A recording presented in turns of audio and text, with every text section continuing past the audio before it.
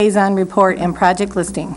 Number 2, Grand Traverse Conservation District Staff Report, May 2010. Number 3, Grand Traverse County Road Commission Monthly Report. Number 4, Chamber Letter regarding Leadership Grand Traverse. Number 5, 4-H in motion. B, Approval. 1, Resource Management and Administrative Committee Minutes of May 12, 2010. Number 2, Inter-County District Court Operating Agreement. Number 3, 2010-2011 Juvenile Drug Court Application. Grant application. Grant application, thank you. All right, is anybody in the public that would like to have something removed from consent calendar? I think that we should remove the inter-county agreement because it is not ready to. And intercounty agreement is the number 2 and B2. Have that removed? Yes. Anyone else? Anyone on the board? Dick? At some point, it's not in his report, but at some point I'd like to talk to Duke about his worms. It's worms? So, yeah. Okay. Larry? Mr. Chairman, I'll make a motion to approve the consent calendar with the exception of item number 2 under approval. Support. Okay, let's see, let's have a roll call vote, please. Mr. Chairman, Sonny? just a question, and I'm sorry I got delayed here and didn't get it in first. Dennis, I just wanted to ask, the matching funds for the grant application for the juvenile drug court, I assume is in our 2010 budget? It is. Okay. Okay. Now we'll have a roll call. Commissioner Inman, Yes. Max Bauer, Yes. Richardson, Yes. Stepka, Yes. Thomas, Yes. Wheelock, Yes, ma'am. Fleece, Yes. Hooper. Yes. All right, and now we move on to number 7, department action items with Michigan State University Extension. Good morning. Morning. My name is Patrick Hutney, and I'm currently serving in the role of Regional Director for Michigan State University Extension across the 21 counties of the Northern Lower Peninsula. I have some handouts, Dennis. Could I? I'll be glad to do that for you. Thank you. I'm here this morning to give you all an update on MSU Extension's restructuring process and to answer questions that you may have regarding Extension's structure after I provide the presentation and reintroduce myself to you in what is going to be a new role for me in our restructured organization. As I said, I currently serve as the Regional Director until July 1st, providing lead administrative oversight for our counties and programs in the 21 counties. Beginning July 1st, I'll be serving in the role of District Coordinator for MSU Extension in 9 counties. Those 9 counties are Manistee, up the coast to Sheboygan, and including Kalkaska, the one interior county. Thank you, Dennis, for passing those along. What's being passed around is a couple of handouts. One is a PowerPoint slide set, which has more detail on it that we can refer to. The second is a front and back, thank you, a front and back 1-page handout, which is a summary of what I'm going to be sharing. We also have a number of our shared staff here this morning that have joined me just to be present and for the presentation, and I'd like to take a moment and introduce our newest staff member to you. Our Supplemental Nutrition Assistance Program, our Old Family Nutrition Program, we've hired a new staff member to replace Ginny Gerard, which had been in the role for many, many years, I believe 20, close to 20. Allison Ruth is our newest staff member. Allison, could you stand up and say good morning? So again, MSU Extension has been going through a fairly aggressive redesign, and we have a long and proud history in Grand Traverse County, spanning many years and many programs that are beneficial to Grand Traverse County residents, and a few of them are listed on your PowerPoint. A quick introduction of myself. I grew up in Benzie County. This area is my home. I served as the County Extension Director in Benzie County for many years prior to moving into the Regional Director role 8 years ago, and I've got about 14 years so far with MSU Extension in the area. Why we're redesigning Extension is we're focusing on capturing key economic opportunities for the state of Michigan. We're going to work to innovate and grow commercial agriculture and agribusiness. As we have in the past, we're just refocusing efforts and refocusing resources in our new structure directly into programmatic roles while reducing our administrative overhead. We want to build on new opportunities in the green economy. We want to educate individuals and increase personal capacity to manage healthcare and control costs. And we're going to prepare tomorrow's workforce for the future, which can be summed up nicely into our 4-H Youth Development Program. We have a commitment to having a program presence in every county, and we're going to have extension educators in every county, as we currently do. We have 82 county MSU extension offices in 83 counties. Houghton and Keweenaw counties up in the Copper Country have always been a shared county office where both counties financially contribute to that office. And we will continue to have 82 county MSU extension offices across the state. This restructuring process is not diminishing the partnership we have with county government. I believe it's going to improve the partnership we have with county government by increasing our capacity to serve residents' educational needs and, again, reducing our administrative overhead. In our new structure, we've eliminated all of our county extension director positions. We've also eliminated all of our 5 regional director positions. As I said earlier, as a regional director currently, there are 5 of us across the state. And we work with our point people in each county, which were our county extension directors, to lead and manage our local county unit. Jim Wiesing was in that role for close to 20 years prior to his retirement just a short time ago. Again, those positions are all being eliminated July 1st. In our restructured organization, in the district coordinator role, I will be serving as the lead administrative point person working in the 9 counties that I work in.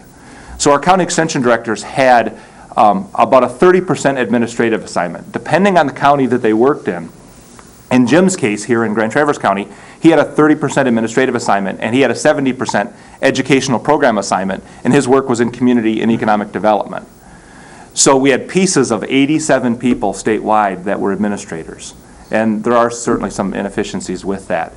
That's being recast into 13 district coordinator positions. So instead of pieces of 87 people, there's going to be 13 of us that are going to be 100% administrators in our districts of coverage.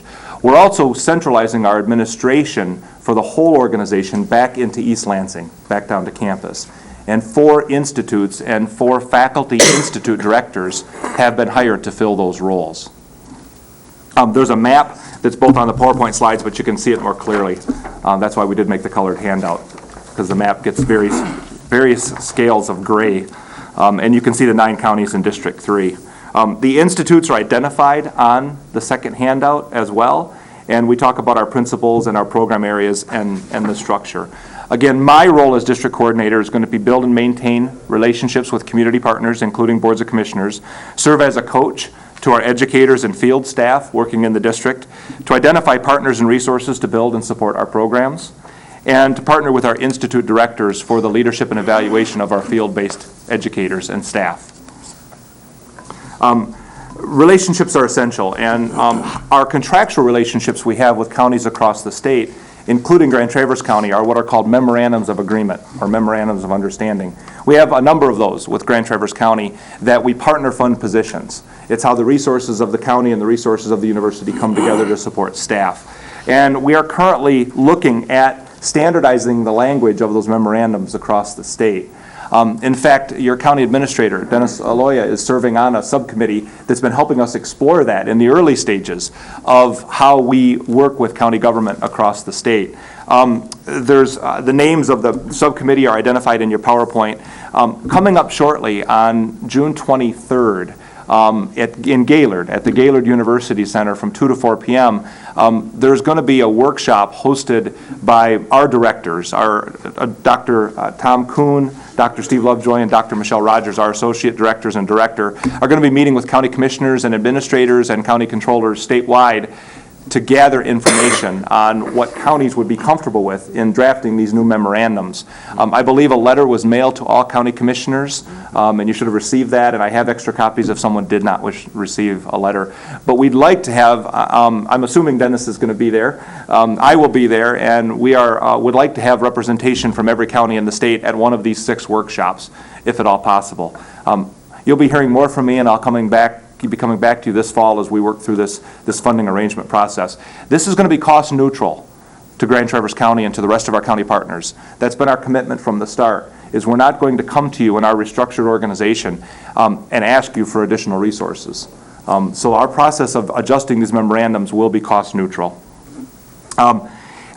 A couple of questions I have for you is, my office is here in Traverse City, my home is in Grand Traverse County, but one of the key questions I have for you is how would you like to continue to communicate with Extension? It'd be important to know the key meetings and the key times that it's important to have my presence here and available to you, because I will be available to you.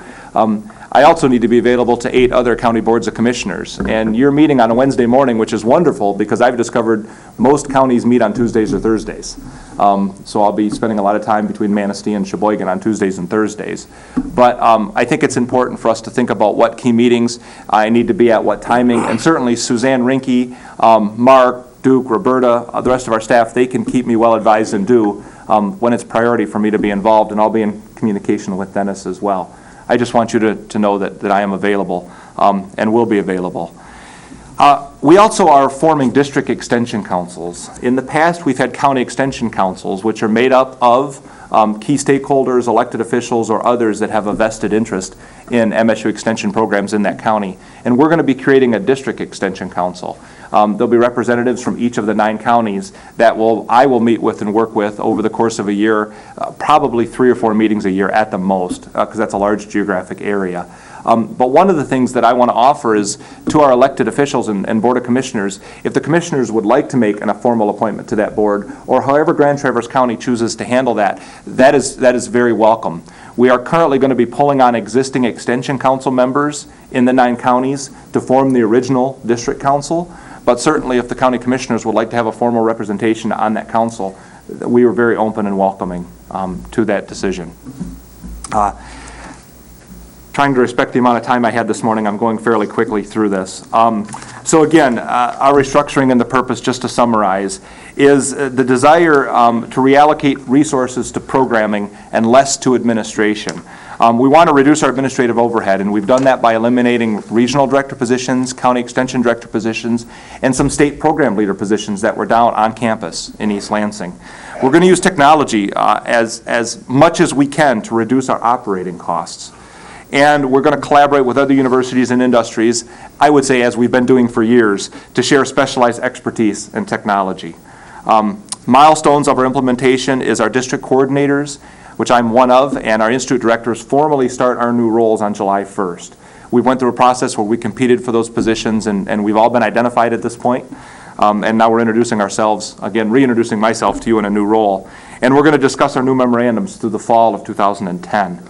So our county office will still remain in Grand Traverse County. The faces you see in the room today, and those that aren't here today, will remain. We can develop our own structure. We can't dictate structure to Grand Traverse County. We will work within your structure to meet your needs, and we'll align our programs appropriately. And then we're going to renew our commitment to our mutual goals. With that, do you have questions for me? Anything that I could answer? Or tentworm questions for Duke? We get those often. Those and oil and gas right now seem to be the 2 hottest questions going. Hey, Dennis? I just want to congratulate Pat on being selected as the director for the region. Pat has worked with us for a long time, and we've had a good relationship, a very good relationship, and we're pleased that you were selected to represent this region. Pat, has any decision been made on where your office will be located for this region yet? Yes, I will be located at the MSU North Regional Office, which is at the Bayview Professional Center. We have some years remaining on a lease, so I'll be remaining in that office for the term of the lease. After that, to be determined. And how long does that lease go? I think it's 6 more years. Oh, great. Yep. Great. Well, we're glad to have you here. Yeah, thank you. Just if I could share a quick story as well. This is kind of a return to me to Grand Traverse County. I was an intern with the Grand Traverse County Parks and Recreation Program at the Civic Center many, many years ago when Ross Childs was the administrator here. And so it's been a few years since I've addressed the board in such a way. But I'm excited to move in my new role and excited to work more closely with you on a formal basis. So, I appreciate your time this morning. Well, And thank you. as things develop, we'll figure out what would be a reasonable schedule. You won't need to be here, all that often, Pat, but, we'll try to get something that works with your schedule to come see the board a couple times a year anyway. I guess Okay. one comment that I'd like to make is, as we evaluate all of our programs, and I'm sure you're doing the same thing, the one thing that's important to us as we fund it is to try to evaluate a listing of the programs that we have and how many people they serve. Sure. and what the cost is, of course. Well, very fair. We're already, No, and I know you guys are in the process of doing that as part of your restructuring, and maybe as those reports are generated, if you can provide us with those too, because, we're always looking to see what kind of services we're providing the community. and I believe you already have a set of goals that you've previously identified that we're looking at aligning our programs with, so we'll be able to provide you in your format that information. Great, thank you very much. Okay, thank you for your time. Pat, Yes. how were the districts decided on, the boundaries for the district? That's a great question. And I was part of that process as the administrative team for the Involved organization darts and was. a map. Yeah, dartboard. Well, we overlaid every operational organization that serves the state. We looked at DNR districts, DEQ districts, we looked at court districts, school districts, DHS, health departments, ISDs and ESDs. We looked at logical travel corridors. We looked at communities that have traditionally worked together and have shared offices. And after all that, it is imperfect. What we've discovered is there's no perfect model for defining what those districts are. District 3, we looked at numbers of staff, logical travel time for district coordinators to realistically be able to be successful in these roles. So we looked at a lot of things. In District 3, why is Sheboygan County with Northwest Michigan? I can tell you that directly came from leadership in Sheboygan County and others that said their economic development investments, primarily, they're affiliating themselves with Northwest Lower Michigan. I sit on the Northern Lakes Economic Alliance Board of Directors, and Sheboygan County is now a paying contributing member to the NLEA board, which traditionally has served Antrim, Emmett, and Charlevoix counties. And so Sheboygan County is now a paid full member, and they're forwarding or using their economic development dollars at the county level to affiliate themselves with Northwest Lower Michigan, those other 3 counties, for economic development purposes. So Sheboygan County, which traditionally would have been seen as part of Northeast Michigan, that was very direct input we received from the Board of Commissioners and EDC and other members in Sheboygan County. So that's not sure it's a good answer, Larry, but that's the answer I have. Well, just at a glance, with no reasoning really behind it, I would have thought that Wexford and Missaukee might have been a little better than Sheboygan, but then I understand why Sheboygan's there, so. Yeah, All right, thank you. you're welcome. Larry? Just an update on the local government coordination liaison function that has always kind of been there. And I'm assuming that's going to continue in some format. And I know that, Larry, Commissioner Fleece attends Northern Michigan Counties Association. Then we have, was it John Emrine? John Emrine. Right, John Emrine. So are you going to try to continue that function? We will. In the same, or is the format going to change as well as on that one? Michigan Northern Counties is a format that's developed by the members of Michigan Northern Counties, and we serve that group of individuals. So that format is really derived by the commissioners that are part of Northern Counties. Okay. We're going to continue to serve that group. Okay. We have a strong relationship with MAC and Michigan Northern Counties, and yeah, it's a good question. We're going to continue to, and John is going to continue to be assigned to that group. And John does a fine job for that group. Yes, he does. And you guys are going to continue to coordinate with Michigan Association of Counties with new county commissioner training every other year? We certainly will. Things. Okay, good. We certainly will. All right, good. Any other questions? All right, well, thank you very much, Pat. Thanks for your time. Yep. And now we can move on to item B, District Court. Well, before we start that, Oh, can I ask Questions? you a couple questions? okay, one more thing from extension. Yeah. At first place, how many worms were there? I wasn't sure you were He has serious. a question for you there. Benzie County's, Oh, that's a question. Benzie County's got it worse than we do. All the Yeah. Oh, yeah. There's acres, like 80 acre parcels where there wasn't a damn leaf left. Right, there's some parts of Leelanau County on the way out to Empire and the Sleeping Bear Dunes that are every bit as bad as that, so. The question is, and this is what I've been hearing from a lot of people, Doctor. is why don't you spray for them? L. I think it's a combination of 2 items, and one is that it is a native insect that has a tremendous number of natural enemies, and if you leave it alone, it usually will go down in a couple of years. It's tough on the forest, tough on everybody for 2 years, but if you let it ride it out, it suffers from tremendous number of diseases and parasites that will bring it back down to a level where you can hardly find the insect for 10, 15 years at a time. And two, it's budgets now. It's a tremendous cost to spray large acreages, and those would be the two reasons behind it. Mainly that it's a native and we should let things run their course. I did hear that what you had to use for spray was bad for other bugs too. Anytime you choose a spray, no matter how selective it is, there's always that risk for other environmental problems. There's some literature out there that says that if you don't let it get to a really high level, the diseases don't kick in, and therefore it might stay at a moderate level longer, which is continue to be annoying and difficult for the forest. So if we can let it pass in 2 to 3 years as it normally does, that's probably the most efficient way to deal with it in the long run. Although it is really heck on tourism, it's heck on everything. It's a horrible situation to go through, but it's one that nature throws at us once in a while. And Larry? I've noticed that they go just about any tree. About anything, they won't eat a conifer unless they're absolutely desperate, which is a good thing. So at least the pines and spruces are all safe.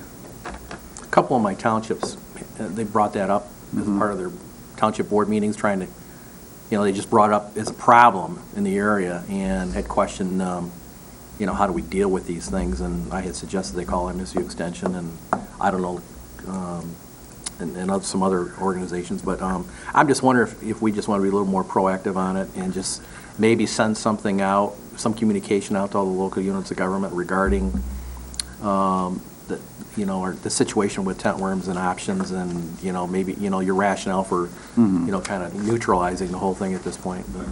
With the articles that came out last year in the Record Eagle and this year, if they were condensed into a single handout, it would probably be a good idea. To get that email out something or fax something to the townships would probably be helpful. Sure.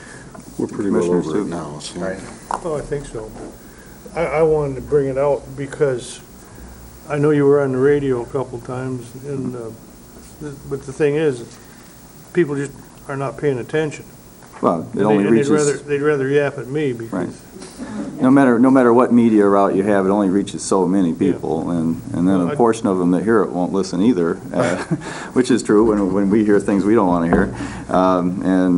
It's a challenging thing because think of the number of people that have not or have moved up here since the last time it occurred. The last big outbreak was 21 years ago in Leelanau County.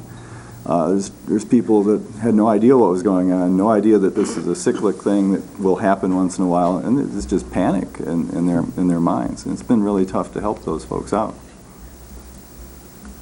Thank you. I just wanted to get you on TV. All right.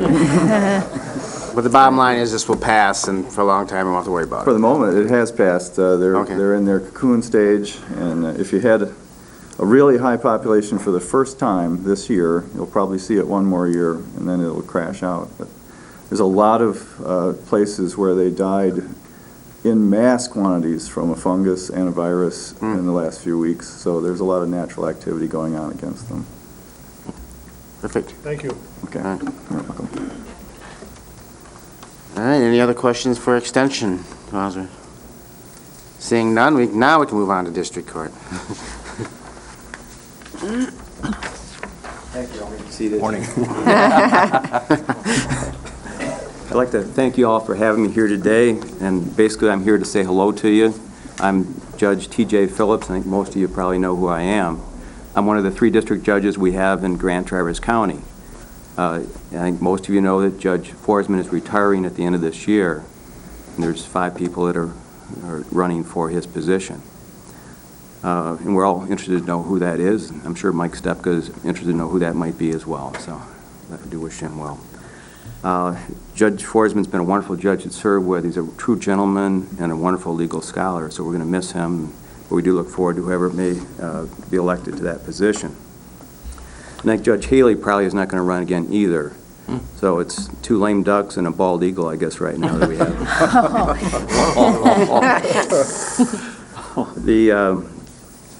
This is my 5th time appearing in front of the county commissioners.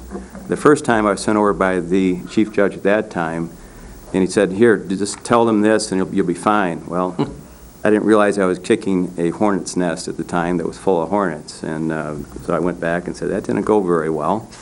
And I said, I think we need to talk to the state court administrator and get this resolved. And he said, I'll do it. So I didn't have a chance to come back and say, hey, I'm sorry for what happened 9 years ago. So I'm sorry about that. But the other 3 times was much easier because I swore you in some of you anyways, 3 times over the years. And that's really good duty for a district judge because not often we get to sentence people for 2 years. So that's one of the better things we get to do. So. And, I can tell that we're still a small community because I've seen many of you, a couple of you as jurors in my courtroom. I do appreciate that. I've seen, one of you actually was a victim in my courtroom. Not anything I did, but was a victim of a crime and showed up. And that was one of the better moments in 9 years because that person was more concerned about the defendant and the defendant not re-offending than that person was concerned about herself. So that was a really good moment, too. So, and I've served on the inter-county, whatever it's called, the district court inter-county committee with Richard, and I've served on the community corrections board with Larry over the years, and I've seen Michael in my courtroom from time to time. So, and I even married somebody over there, or actually I performed the ceremony, I should say. You also handle all the horse cases, don't you? Oh man, I don't want any more horse cases. I wish people would care as much about children as they do about horses. I don't have a problem caring about horses, but I wish they would care as much about children. That's my only thing I want to say about that. And we're coached to let everybody know when we meet with the county that we're a separate and equal branch of government, and we're not a county department. But having said that, it probably doesn't really matter that much. What we want to be is a responsible partner with you, and I think we've tried to do that in the past. And not all of you perhaps have the history that some of the people who have served longer on the board have. I mean, there was issues about jail overcrowding, and we stepped to the plate and worked on that to make sure that the least, or the people that should be in jail less should be out first, kind of thing. And we also worked, we innovated with the Community Corrections Board. We used them pretty much as an intensive probation board. We let people out a lot early, as long as we thought they weren't a risk to the community and they're willing to do some serious therapeutic counseling or whatever. So I don't think we didn't solve the problem at that time, but we think we helped alleviate it quite a bit. Now you're talking about tent worms today. In a perfect world, tent worms would taste like lobsters, and we wouldn't have a problem. I mean, people would be, hoping that tent worms landed in their backyard because they'd have a tent worm roast or something. But it's not a perfect world. In a perfect world, we'd be talking about what can we do with all this money? How can we spend it, okay? That's not where we are today, obviously, and we realize that things are tight. And we've tried to be proactive in that area as well. We've had 2 people retire from the district court. We have not replaced their positions. And I think Dennis has requested that we take a hard look at things, and we have done that. And so we've been proactive in that area. In the year 2000, there was 5 court recorders in the 3 counties for the district court. And court recorders don't just record what takes place in court. They also serve as the clerk in the court. They handle all the paperwork in the court. They are the judges' secretaries. They also are our assignment clerks, so they wear a lot of different hats. And it's kind of a burnout position because it's difficult to be in court all that time. It really is. Not for judges, but it just wears on the court recorders. And after 2000, one of the people retired, and we did not replace her in 2001. So we had 4 for 3 counties. Now we have 3 for the 3 counties. And, we're functioning well. We are concerned if 2 were sick in the same week as to whether, the burden it might be. We have 2, in the Elk counties, we have 2 substitute recorders, so 1 in each county that can help out. We have 2 here, but if we take them, we'll be taking them from their ordinary position as a clerk specialist to do that, or as actually one is Tina Lynn, who is our district court clerk, actually. So, but we're willing to do that. because we realized things are tight. We did not replace one of our clerk specialists when she moved to Arizona. And that means we are sometimes behind, and actually we are behind as far as our workload, as far as getting things filed and getting them recorded. And so, but we realize that's a reality we're dealing with. And I think it's hard, though, because it's easy for us to say we're not going to hire someone back, but I think it's hard on our people. And it's not because they're not willing to work hard. It's their concern, and it affects their morale because they don't feel the job's getting done like it should be. And we have concerns, too. One of the things that the Supreme Court Administrator's Office looks at is how fast we get cases through our courts. Sometimes I feel that if you're Oliver Wendell Holmes, they wouldn't care about how smart you were, but how fast you tried your cases, okay? But I can understand why. And there is computer programs that allow us to see how we're doing, and warn us as if a case is getting old and things like that. But they don't really have time to do that. That's to check on that.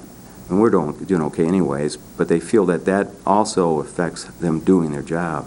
But we're willing to do that because we want to be a responsible partner. And I think, in the past, I think we've tried to be that, and I think the people that have been on the board longer probably realize that we've tried to do that. And we will continue to be a responsible partner. But I guess I was a little upset when I heard a comment that was attributed to one of the board members that indicated, well, maybe they can get rid of more people. If we could, we would. But what we're trying to do is be responsible, and I hope that it's appreciated. And I think right now our caseload is down in certain areas, which is helpful. And also we're hoping for some innovative technology in the future that will help us as far as ticket recording. So that should make our workload a little easier as far in the future, so that will make up for what we're doing now, hopefully. Although our caseload is down, it doesn't mean the judge's workload is down or that the staff's workload is down, because the way they count cases is basically on a civil case until it comes to judgment, a criminal case until it comes to sentencing. As far as our civil docket, because of the economy, we're having all kinds of post-judgment matters, garnishments, etc. So that's taking a lot more time. In the criminal area, we have 4 specialty courts, and I'm really proud that our district court has 4 specialty courts, because I think we're probably one of the few courts in the state that has 4 specialty courts. We have a domestic violence court, we have a sobriety court, we have a mental health court, and soon we're going to have a veterans court. I think that's going to happen in the next month or two. I think Judge Haley spoke to you about that. And the courts, those are great courts, and I think they've cut down on jail time as far as sobriety court. So, I think they affect other areas in our county. But probably only about 5% of the work is done pre-sentence or up to sentencing, and the rest of it is done post-sentencing with probation hearings, with various status conferences with the people. And so that takes a lot of time. That's not counted by anybody. So although our caseload is down, I think our work level is up. I am very excited about the Veterans Court.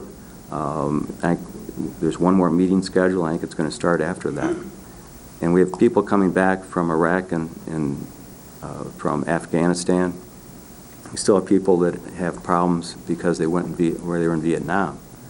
And we try to put them through, let's say, the domestic violence court. They come back, they have PTSD, and the normal therapeutic programs do not really work. So but the Veterans Administration is willing to work with us.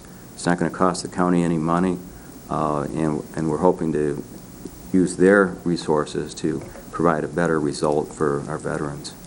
And I think it's really going to be a 2-level court. One is going to be basically for the people that have PTSD or come back with closed head injuries that are affected by wars. And also, on a second level, we're going to have a program to make sure anyone's entitled to veterans benefits that would help them with whatever they're going through, whether it's substance abuse or relationship issues, that we can try to get them the help. So I'm very enthused about that. And that's pretty much it. And it's really a pleasure to be here today, and I appreciate you serving as jurors, the ones you have served, and appreciate the how you've served your county, all of you. It's really great to be a judge in Grand Traverse County and my other 2 counties as well. And I've told those of you that have served on my juries this, that when we invite you to show up for jury duty, and basically you're being drafted by the sheriff after the jury board has picked your name out of the hat, you come with a spirit of cooperation and volunteerism that's not seen throughout, unfortunately, our state or our country. And you show up, which is hard to believe, but in a lot of areas in our state and in our country, only 40% of those invited show up for jury duty. And we have just always like 90% to 100%. And if they don't show up, we send them a letter, say, where were you? And they show up the next month. So, I mean, it's unbelievable. I asked a judge from Oklahoma City what he did, because he said only 40% would show up. He said, well, twice a year they invite all the media to show up, and they'd arrest some poor juror that didn't show up and haul them over to jail in handcuffs. And said, well, what did that do? He said, it would go up to 50% the next month. So I'm just darn lucky and really blessed to be a judge in this county. So thank you all. If you have any questions, I'd be happy to answer them for you. Sonny? Judge, I appreciate the partnership that we have with our court systems. The only thing that I'd like to, talk about somewhere, and I know it can't be, start right away necessarily. A few years ago, when I was vice chairman and then chairman, we held quarterly meetings with the 6 judges, and I think there's a lot of benefit for that, and we've kind of got away from it. I know all of our schedules are tough, and we have trouble doing it, but we did them, early in the morning. A lot of times we'd meet for breakfast or something, but I think there's a lot of benefit with having those meetings, whether it be with the chairman or a designated member of this board, with all 6 judges. There's just a great communication opportunity. Okay, well, we've missed that. On behalf of the district judges, I'd be happy to do that. I think that's a good idea. It's really good to keep the communication flowing, and that would be a great idea. But you have to realize that I'm just a district judge. Those other judges are higher up in the food chain, but I assume that they all would be willing to do that. It's just, I'm a little bit below I think we Tentworms. had a communication thing that we kind of, and all of us kind of got away from it. All of our schedules get real tough, but Yeah. that channel of communication is very important. It truly is. Okay, and would that be like meeting with the full board or the liaison? No, what we or- did is just the Couple at a chairman time? and the vice chairman met, or one or the other or both. Okay. And we did it like once a quarter, and there was just a lot of, if nothing else, it just let everybody, air out differences or issues, and hopefully we don't get to those times that you come and you kick the hornet's nest. I'll never do that again, trust me. I didn't know there was even a nest there, okay. That's why we communicate before we get there. And I said, okay, I want to go back and talk to that board again. He said, no, I'll handle it, so. So I said I would not come back again until I was the chief judge and Lisa knew what I was going to say, okay? So, and the reason I'm chief judge is because it was my turn, so don't be impressed. Okay, any other questions? Thanks for coming this morning. I just want to. Dennis has- I just want to thank the court for their, really for their partnership, and I also want to compliment you on the decision you made a long time ago, or a while ago, I guess, to have a court administrator. Carol Stocking does an excellent job, and she really communicates well with our staffs and with the finance department and things, and it's really made the relationship, very positive. So thank you for doing that, and Carol, thank you for all your good work. Okay, well, thank you, and I would, second Carol Stocking. I mean, I would hate to think what my job would be like if we didn't have Carol Stocking there, so thank you all for that, too. Thanks, Judge, for coming. Thank you, Judge. Okay, we can move on now to item C, Parks and Recreation. You're ready. Smoking tobacco ban. Good morning, Commissioners. Jason Jones, Parks and Recreation Director. At our last month's meeting for Parks and Recreation, the Commission voted unanimously to make the Civic Center a smoke and tobacco-free facility. And in order for the Parks and Recreation Department to enforce this, it needs to be approved by the County Board of Commissioners. So So I bring to you a recommendation based on a unanimous decision by the County Parks and Recreation Commission to make the Civic Center a smoke-free and tobacco-free facility. Okay, Christine? Mr. Chairman, I would like to move that the Grand Traverse County Board make the Civic Center Park tobacco-free. Support. We have movement, or motion and support. Any further discussion? I would just like to add that as much as I dislike the notion of governments coming in and micromanaging other people's affairs, I think this is a county park and we're pretty much smoke-free. And one of the problems I have with smokers is that they litter so badly.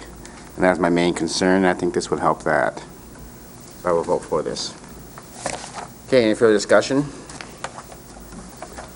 All right, all those in favor say aye. Aye. Opposed, the same? Aye. Can we have a roll call vote, please? Commissioner Maxbauer? Yes. Richardson? Yes. Stepka? Yes. Thomas?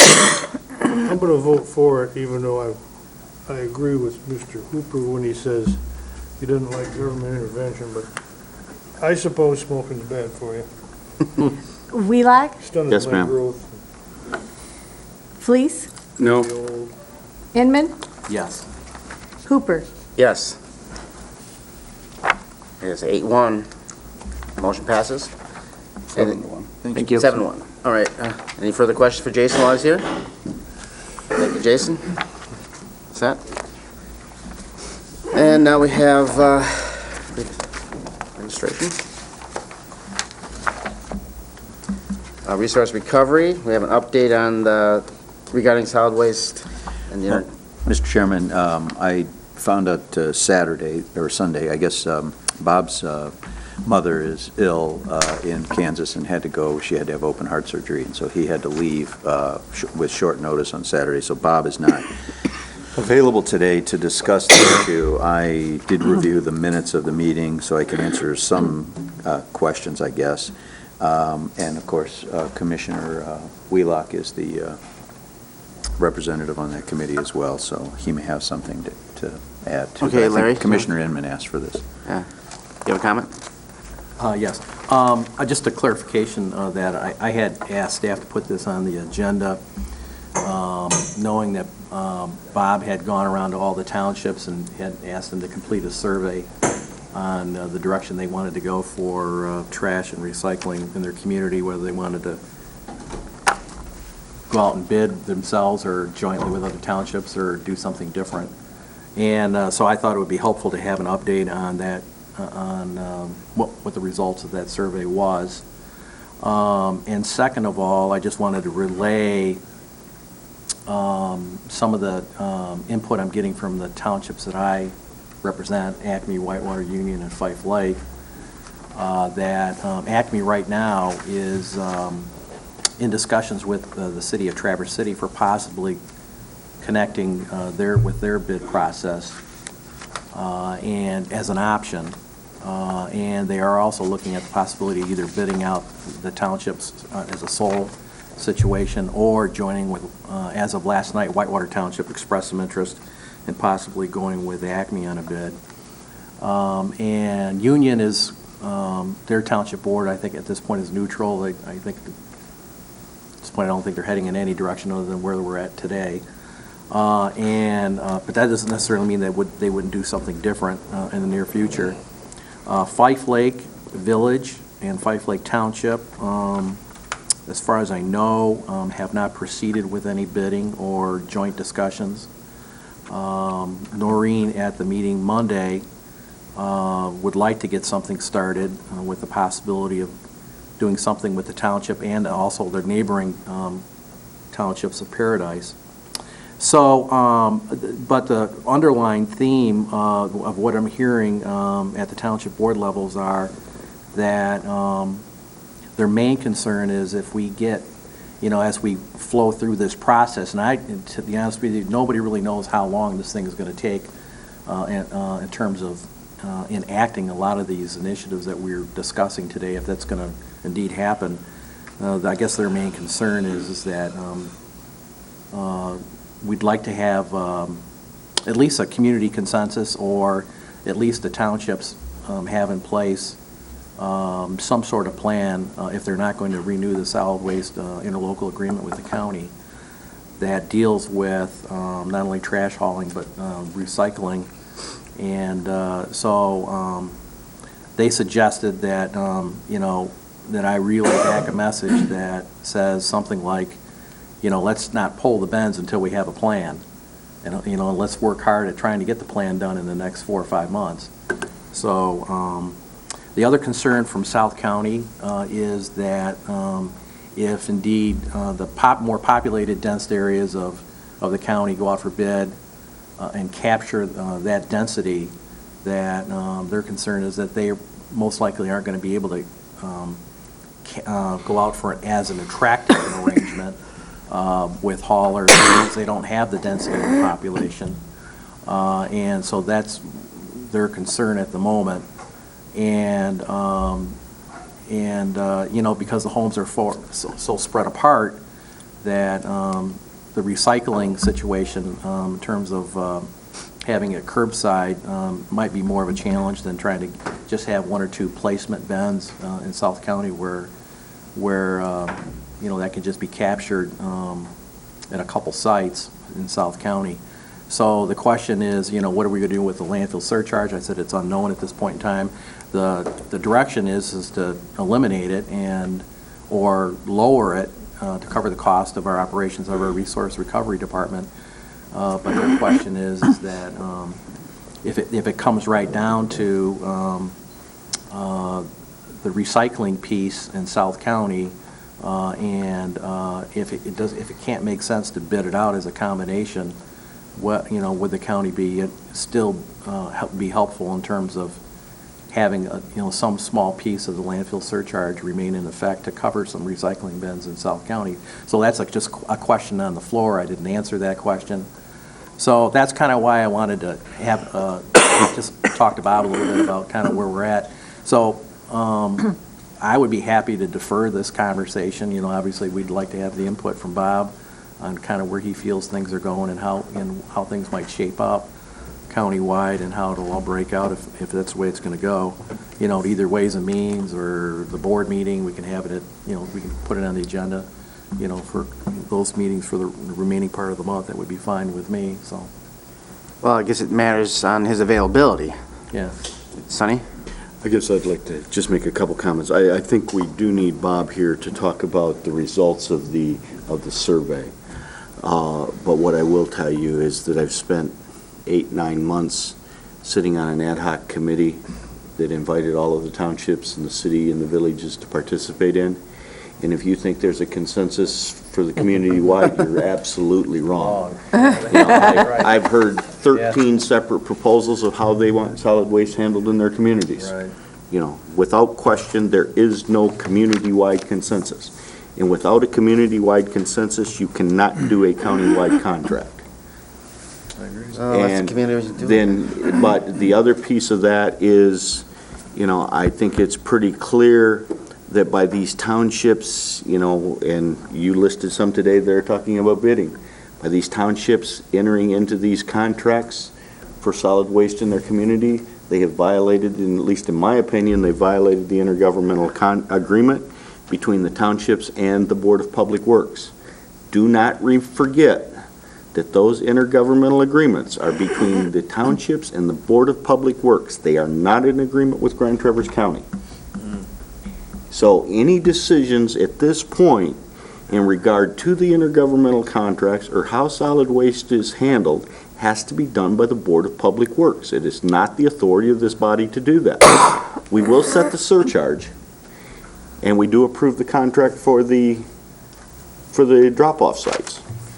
But the intergovernmental agreements that give the Board of Public Works the authority by which to manage and regulate solid waste in this community are between the townships and the Board of Public Works, not this board. Dick? I wanted to talk to Bob about this, but he's not here, but with a couple of representatives out here, a couple of weeks ago, we had our subdivision annual meeting, and those people wanted to see about bidding out the trash hauling to one hauler. partly to keep some of the trucks off of our road. And so my question is, how small of a neighborhood will you bid on? We're talking probably 15 customers at the most. Or would it be better for somebody in our neighborhood to go out, for example, and get the whole east side of the lake plus Duck Lake Peninsula? Then you've got a customer base. And if that would be better, but I have noticed, one day I was following a recycling truck off of Duck Lake Peninsula. He went almost 2 miles before he made a stop. But that's not very efficient. He went by a whole bunch of houses that have got blue totes, but none of them were out, so I don't know whether people don't care or what. Is it? But anyway, I'd kind of like to get an idea how big of a neighborhood or small of a neighborhood we should be talking about. Because I'm willing to bet we're not going to get people in our neighborhood to agree on anything anyway. That's why we have judges. Yeah. Christine? I can speak a little bit about it because I did the west side of Traverse City and part of Garfield Township on my own. And from my experience, I will tell you that the bigger your numbers, the lower your cost. And so if you guys want to get together and just pick a hauler for your little subdivision, that's one thing. But if you want to take Duck Lake Peninsula and bid that out as a group, then you're probably going to talk some savings. So it really depends on how much time and energy you want to put into it. Well, I want to talk to Bob and see what. Well, the question becomes, do you want to save $1 a month, or do you want to cut down the truck on your drive? If you want to cut down the traffic on Rainbow Pond, you do that with, a contract with a single hauler. You may or may not save a significant amount of money. Okay, Dennis? But you will cut down traffic. A couple of comments, just so that the board's aware. I know you've seen the minutes, but Resource Recovery Council has passed a motion. Thank you. Perfect timing. As usual. Has passed a motion to eliminate drop-offs. They have passed a motion that staff to initiate curbside, or to work on curbside recycling countywide. They have passed those two motions, correct, Sonny? Right.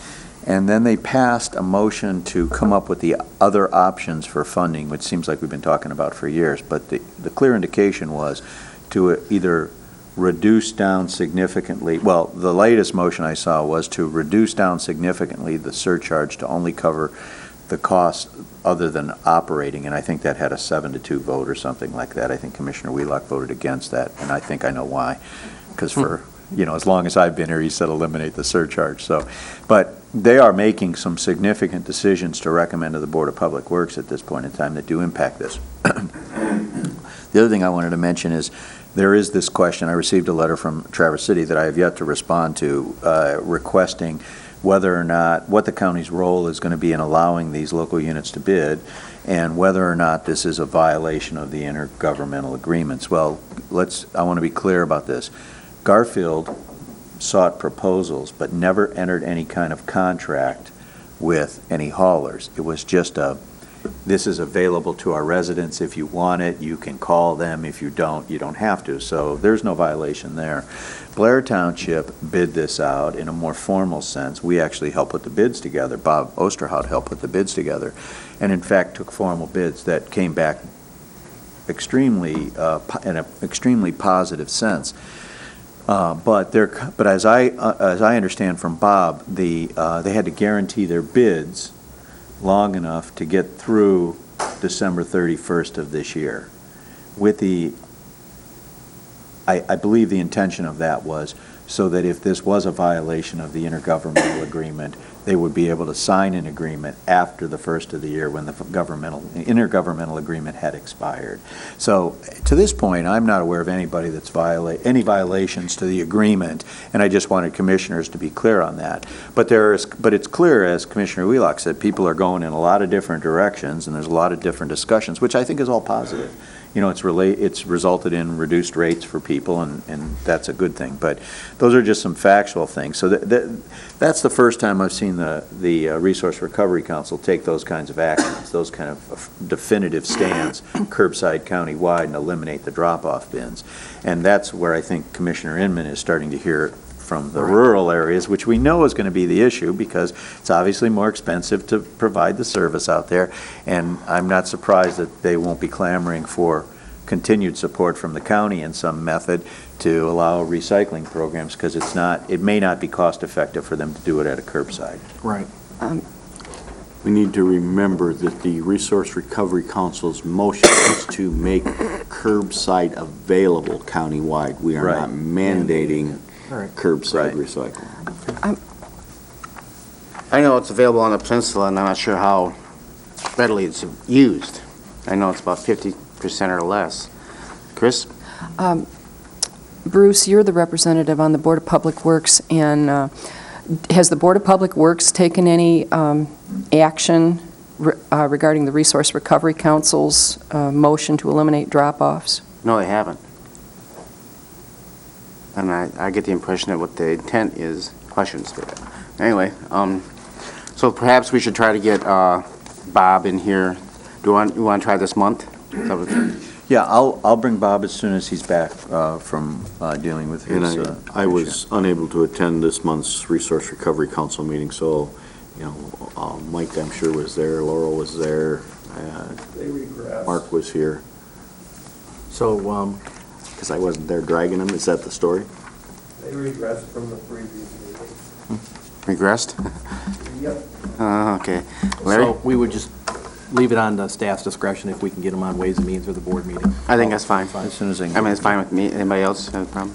There's a memo in here it's not on the agenda, but it is in our packet regarding the definition of a... It's in the packet. Yeah. That's but next, Oh, actually. it's Is that next something you item. want to talk about, or? It's the next It's item. in the agenda. On administration? Page 2. It's under administration. Which is what we're moving on to I'm sorry, now. it's under administration. Yes. So we can move on to that. Dennis can take over I get your here and address this. The commissioners asked me to address the issue of rural township appointment to the Board of Public Works. At the time we talked about that, we were under the impression that there was nothing specific in the resolutions or the ordinance that adopted the Board of Public Works, and in fact there is. And I've included it here for your review. And basically, the current language talks about I'm going to call it an urban member, being from a township that is contiguous to Traverse City, geographically contiguous to Traverse City. Except for Acme. Except for Acme, that's correct. And so the language does not seem appropriate, and I think a new definition is appropriate. We tried to look at several different options for this to see if we could find something that would be better, and the commissioners may have an idea that we didn't think of, and certainly that is your prerogative. Population doesn't seem to work because, Long Lake Township is obviously much bigger than some of the other ones that do qualify. So we thought probably the best definition we could come up with is the urban or whatever. Maybe it should be changed in title to a sewer and water community. That would be one designation. You're counting, what are you going to do with Blair in that case? Well, they're sewer and water. Yeah. So they would be part of the urban one appointment. That would be the change. Why not just name them? Well, you could do that too, but then if someone else gets sewer, then you're going to have to change the ordinance again. So, but whatever you want to do, whatever you want to do. But what we thought made the most sense would be, because that is sort of a different field of work, take the sewer and water townships and have them be one representative, and then take the others that are not, that still take advantage of or are involved in the septic treatment plant, who are involved in the solid waste issues, as long as they're under Board of Public Works, and have them be the other appointment. And so that would be our recommendation. Now, this doesn't look at the issue of do we want to put all the townships on or anything like that. This is really dealing with the current structure and just redefining how those memberships will be assigned. Hey, Sonny? Dennis, is there any reason to do this now, though? Or can we do it as part of the reconfiguration with the Board of Public I Works? think you can do it as part of the reconfiguration. I believe we've now, did we make the rural appointment? Yes. I'm trying to think, we did. So, you know, this won't be an issue for a few months, and, you know, I mean, there's no reason that you have to do this today. We've heard from, you know, various groups that they want resource recovery to come back under the county board. I think all of that discussion and the reconfiguration of the Board of Public Works and Solid Waste all can happen at one time. Yep. I don't see any sense in doing this in pieces. I just, You know, you and asked we- me to we bring need- you this, and. Yeah, so and I we appreciate that did. because I was pretty much confident there was a definition somewhere. I just couldn't remember what it was, Yep. so. But I just don't see any need to do this at this particular time. We've already made the rural appointment for now, and it seems to me that we just do it as part of the reconfiguration, because that, depending on what happens with the intergovernmental agreements and everything else, the responsibilities of resource, or the Board of Public Works may change anyway. Okay, Ross? Yeah, and I would agree with Sonny, and in reading over the definitions and how appointments are made and who's eligible and who isn't, I think it needs a lot of work. Yeah. I mean, you don't even have to appoint a resident of the township. I mean, it basically gives the Board of Commissioners the power to appoint anybody they want to as the representative of a particular place, which seems a little odd. Yeah, you can appoint a representative for Long Lake Township that doesn't live in Long Lake Township nor serve on their township board. Right. I And don't understand that. although you may give weight to the appointment of the recommendation from Long Lake Township, you don't have to listen to them, so. Yeah. Really, I agree with Commissioner Richardson, and in light of some of the recent comments I've heard from our attorney, Bob Cooney, you know, I think Bob, we would be best served just to evaluate what kind of membership we want to have and then rewrite this whole agreement. It's time, you know, to do Yeah, it. and you also need some input, obviously, from the various townships on Absolutely. the kind of language that they want to see and so forth, so. Okay, let's go on to the next one then. The next item that you asked us to look at was, or it was brought to our attention that we have no screening process at all to vet candidates for positions on your boards and committees to at least address the issue of any violations of law that they may have on their, have incurred. So what we did in this case was we talked with Bob Cooney, and we just made a recommendation to you for your consideration if you want. We've modified the application process, and all we've done is we've simply asked about 4 lines down, have you ever been convicted of a crime? If yes, circle which one, a felony or a misdemeanor, just a simple question like that so that you've add that on there. This puts it at the volition of the applicant. It doesn't mean we're going to do any further investigation, but it gives you an opportunity to ask that question. And that's similar to what we have on our employment application form. And so we just present that to you if you want to consider something different. Okay, Chris? I would like to mention that the Commission on Aging is doing background checks on their board members. Reason being is at Commission on Aging, of course, the employees go in, all employees get background checks as well. Employees go into clients' homes. And as a Commission on Aging board member, you may go with an employee and see what work and what jobs are being done and performed in clients' homes. So the Commission on Aging board felt that it would be appropriate to move forward with background checks. But this doesn't preclude a person from serving on any board because they've been convicted of a crime, necessarily. That's correct. Larry? I had a little extra time last night, and curiosity got me, so I started pulling up other counties to see what kind of applications they had. And so I went to the Michigan Association of Counties site, and they have a link that you can just go to every county rather than trying to Google it, so it was a pretty good, quick process. I found 2 counties in the state so far that had the question about if you've been convicted of a misdemeanor or a felony, and please cite the situation. That was Macomb County and Oakland County. I didn't find any other county in the state. Of course, I didn't pull all of them up, pulled the majority of them up, and they did not have a question on that nature. However, I guess the thing I noted was, as I was going through all these different counties and how they did it, I saw a trend that, at least in the state of Michigan, with counties in Michigan, that on their website, they had the ability to quickly go to applications for boards and appointments, and it was on a PDF kind of and I'm not an expert at this thing, software, and it allowed the applicant to actually complete the application online and then submit it directly to administration, or they could print the application and complete it and mail it in or drop it in by person.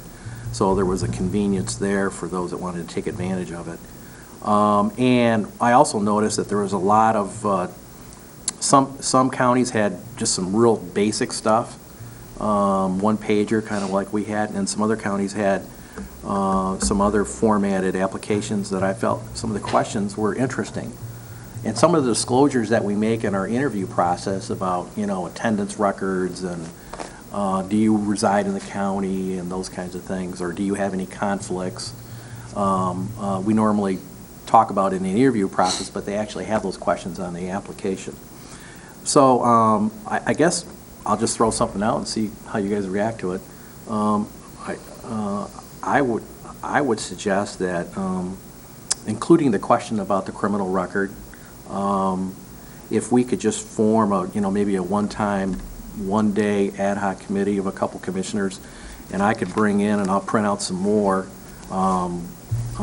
applications for appointments that various counties are using in the state. I pulled a couple of them out of state, and we could just take a look at the questions and the format. Maybe we can invite somebody in and talk about whether we can get that in a PDF format on our system and have the option for people to complete it online and submit it to us. So I thought there were some valuable questions that were in multiple number of applications that we're not asking.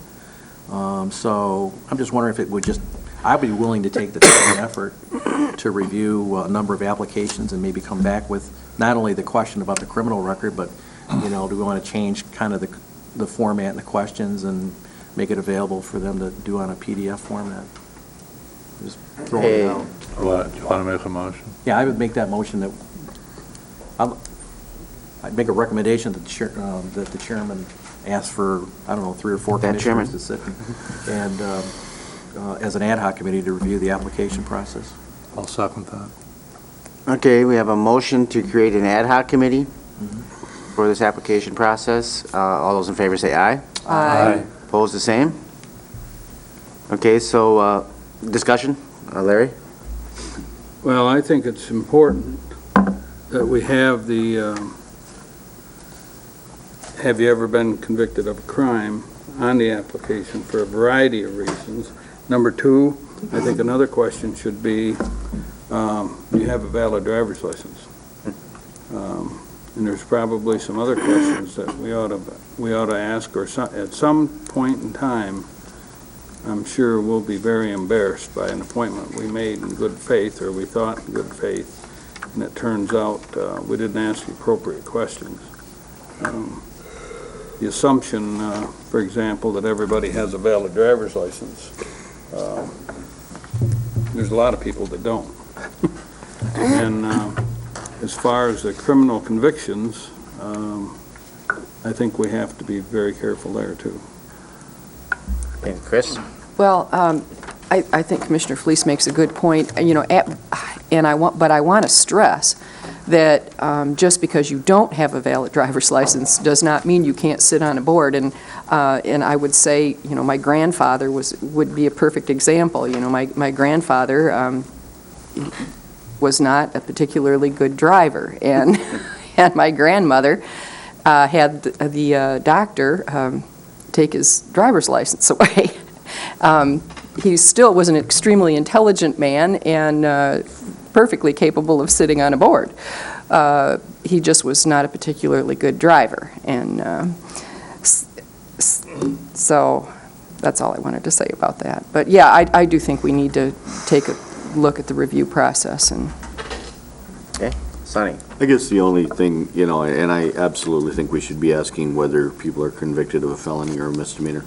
I just wonder if there should be a third category on here that says traffic, because most people don't think about the fact that traffic tickets are generally misdemeanors, you know, so. No, they're civil infractions. They're civil infractions. The only real misdemeanors in the traffic Are malicious are destruction. registration and driver's license. But, you know, you just, Insurance. if you want, or just say, have you ever been convicted of a crime other than traffic? Because I know that I ask people all the time, have you ever been convicted of a crime? And they, well, I have 7 speeding tickets, and, you know, well, that's fine as long as you're not driving my truck, you know? But, you know, you either exclude traffic violations or give them an opportunity to designate that they have been convicted of a crime and it's been traffic-related. Ross? Are you going to appoint a subcommittee? I was going to leave that to the chairman. I'd volunteer to do that. Who wants to volunteer? I'll do it. Looky there. Plenty of help, right there, 4 guys. Okay, we got Christine Maxbauer, Larry Inman, Mike Stepka, and Ross Richardson. Perfect. I hereby appoint him. And we should vote on the motion. I think that we voted on it. We did. Oh, we did? Yeah. Yeah. Okay, I thought we had discussion.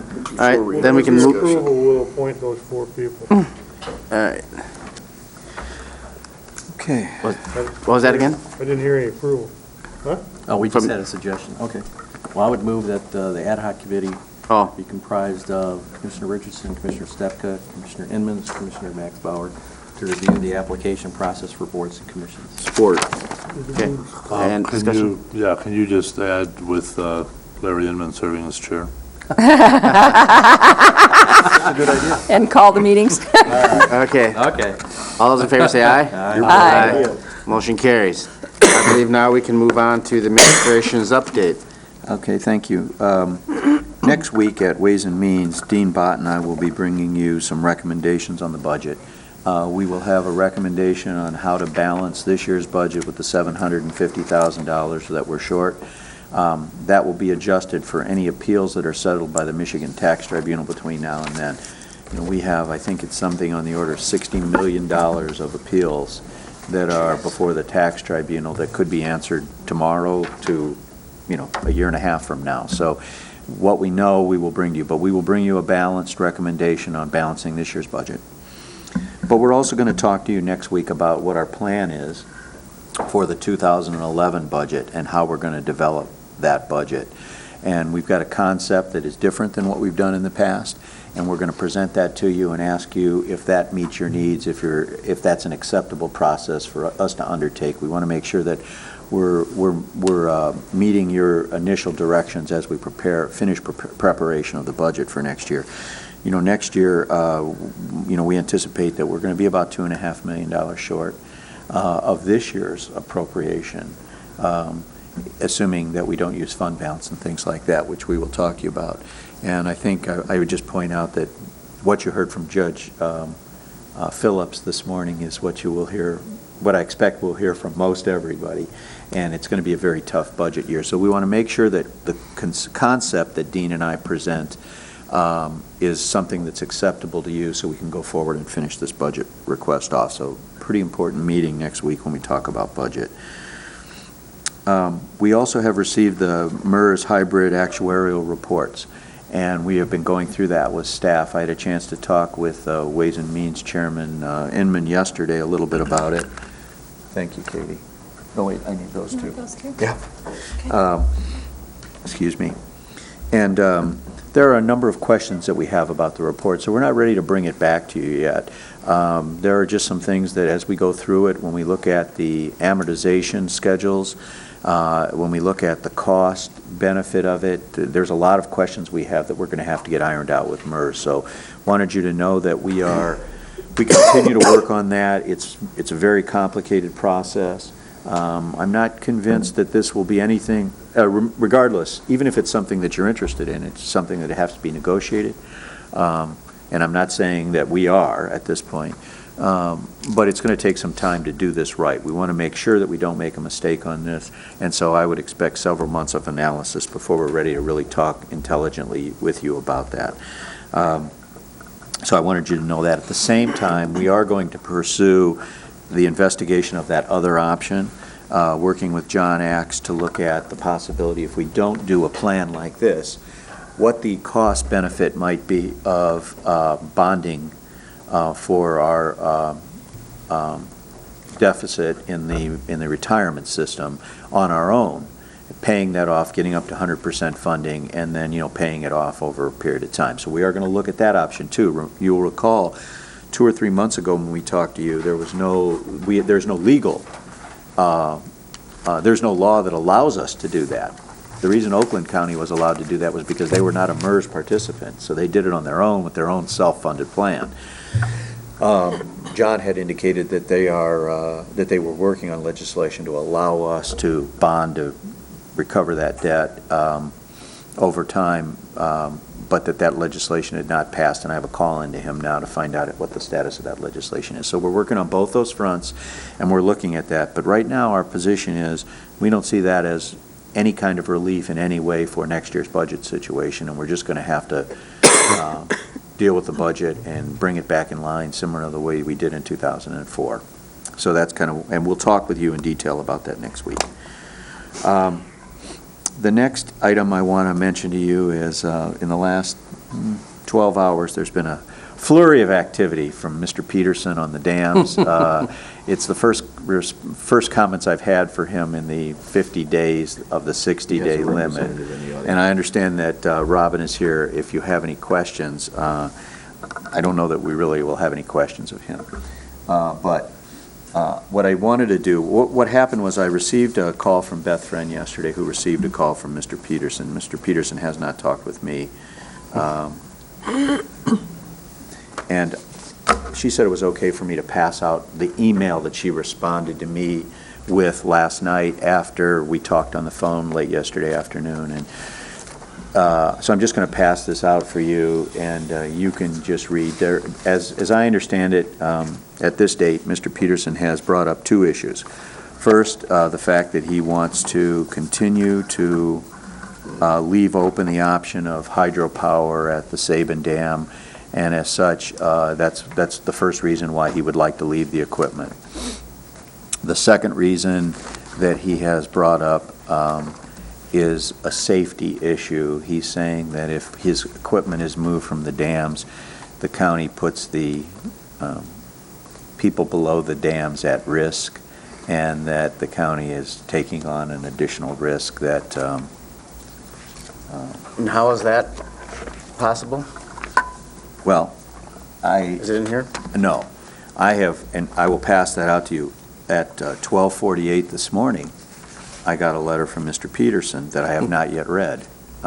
Came right to this meeting, and so, but he is indicating that. So I will go ahead and pass these out to you. I have not read this letter at all.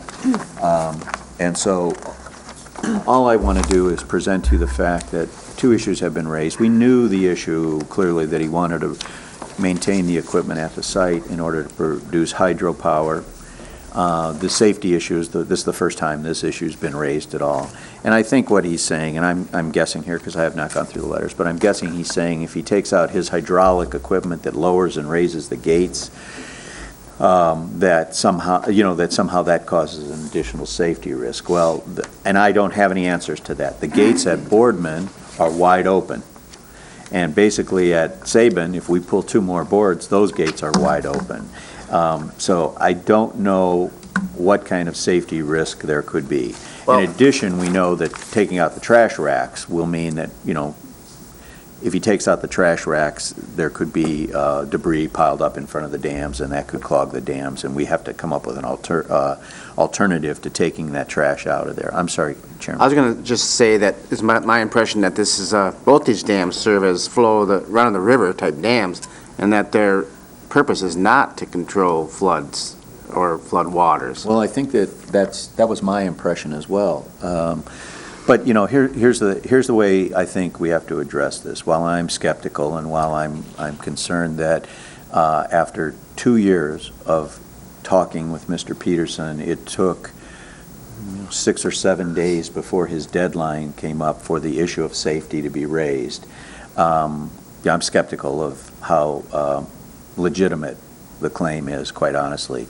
But because this issue has been brought up and because it's an issue of public safety, I think we should investigate it, and we need to make sure that taking out that equipment will not cause us any problems with the dam. And as you can see here, Commissioner Friend suggests that perhaps we use someone who has not been involved in the process, like Wade Trim, who's our contract engineer with the Board of Public Works, to come in and do a quick evaluation and tell us, yes, this will cause you a problem and will not, or will not. And, you know, I think that's probably a wise approach, just to be sure that we're not going to have any kind of issue when we take out that equipment.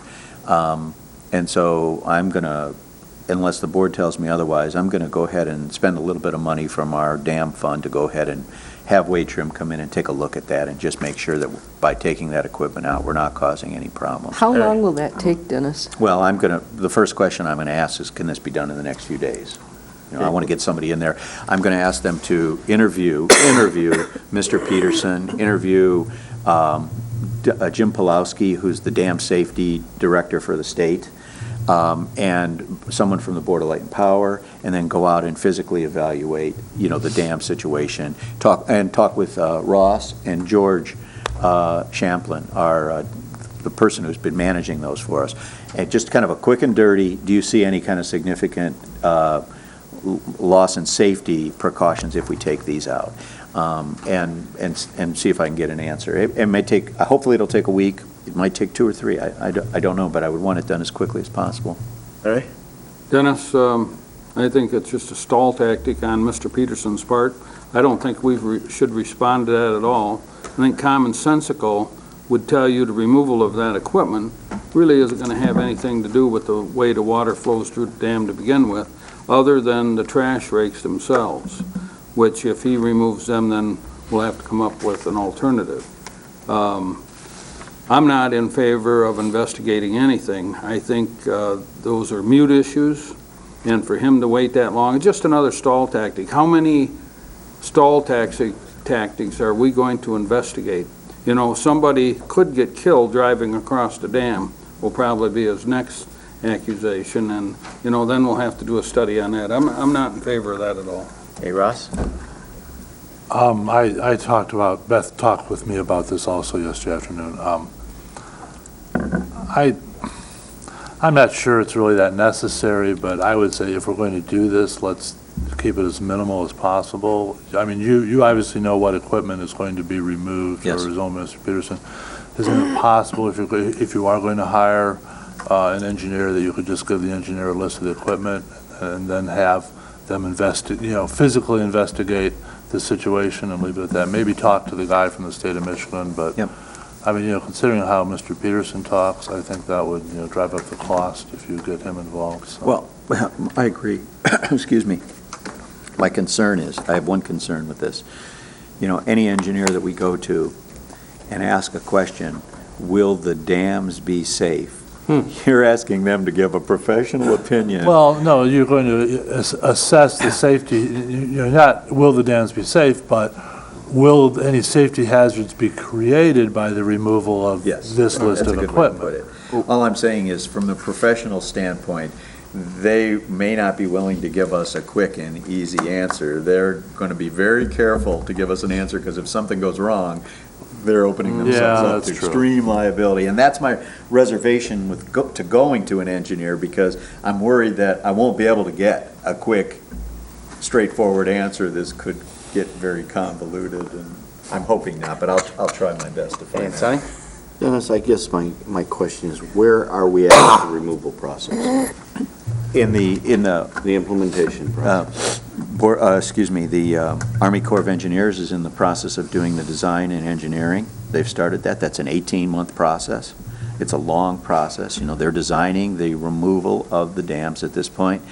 We're developing there's a committee that's working on the bottomland development to, figure out what the plan will be for the bottomlands, for managing the bottomlands.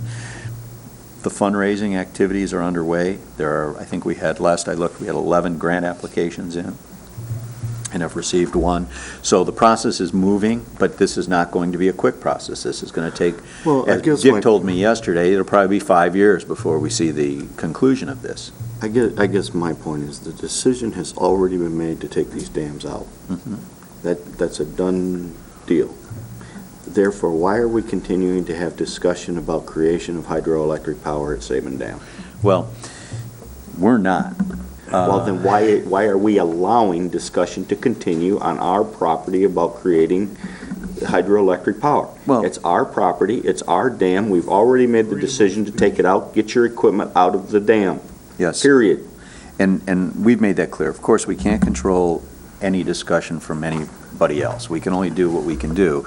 And that's why I came back to you 2 weeks ago, and you made it very clear to me that these dams are coming out and that this equipment needs to come out. And so I guess it was 3 weeks ago now. And so that's why we gave him, with the advice of Al Schneider, the final 60-day deadline to get the equipment removed, which ends on the 15th. And so, yes, he's under that.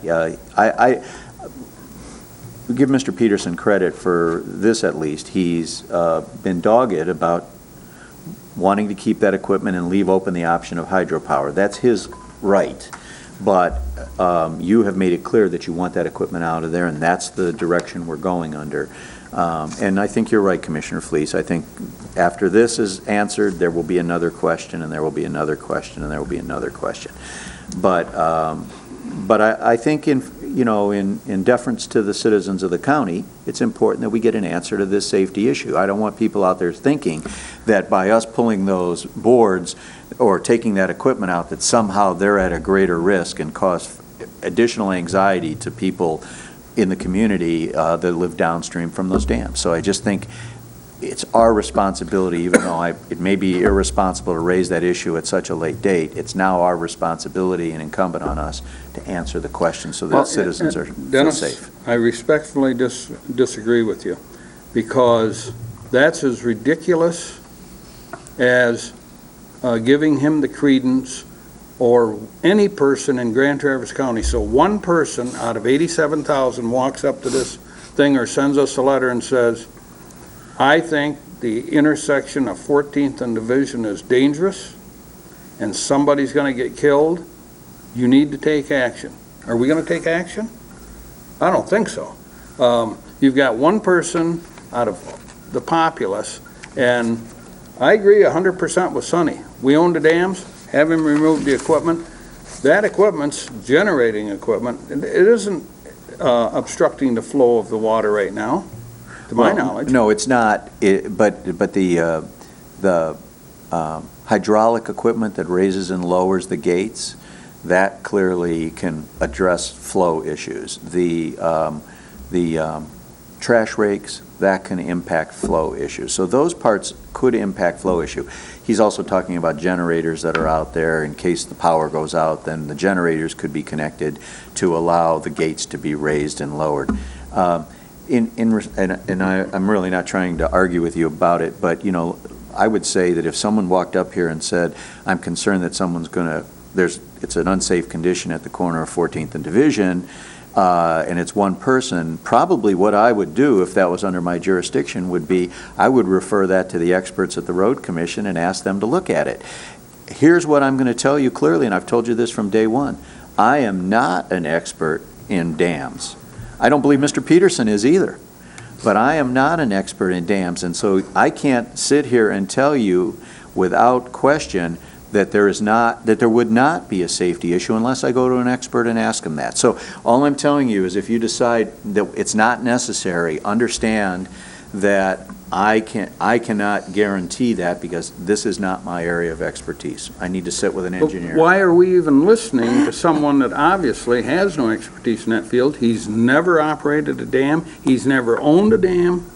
It's just plain ridiculous, in my opinion. Larry?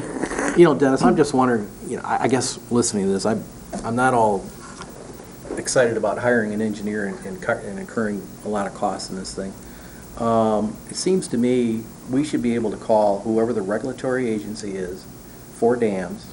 I don't know if it's state or It's state. EQ. okay? We should be able to call somebody in their office that has a level of expertise in this area, because obviously this is not going to be the first dam that's going to be removed in the state of Michigan, and ask them the question, and ask them to give you a response on this, and we would just take the regulatory's response to this question and bring it back, and we're done.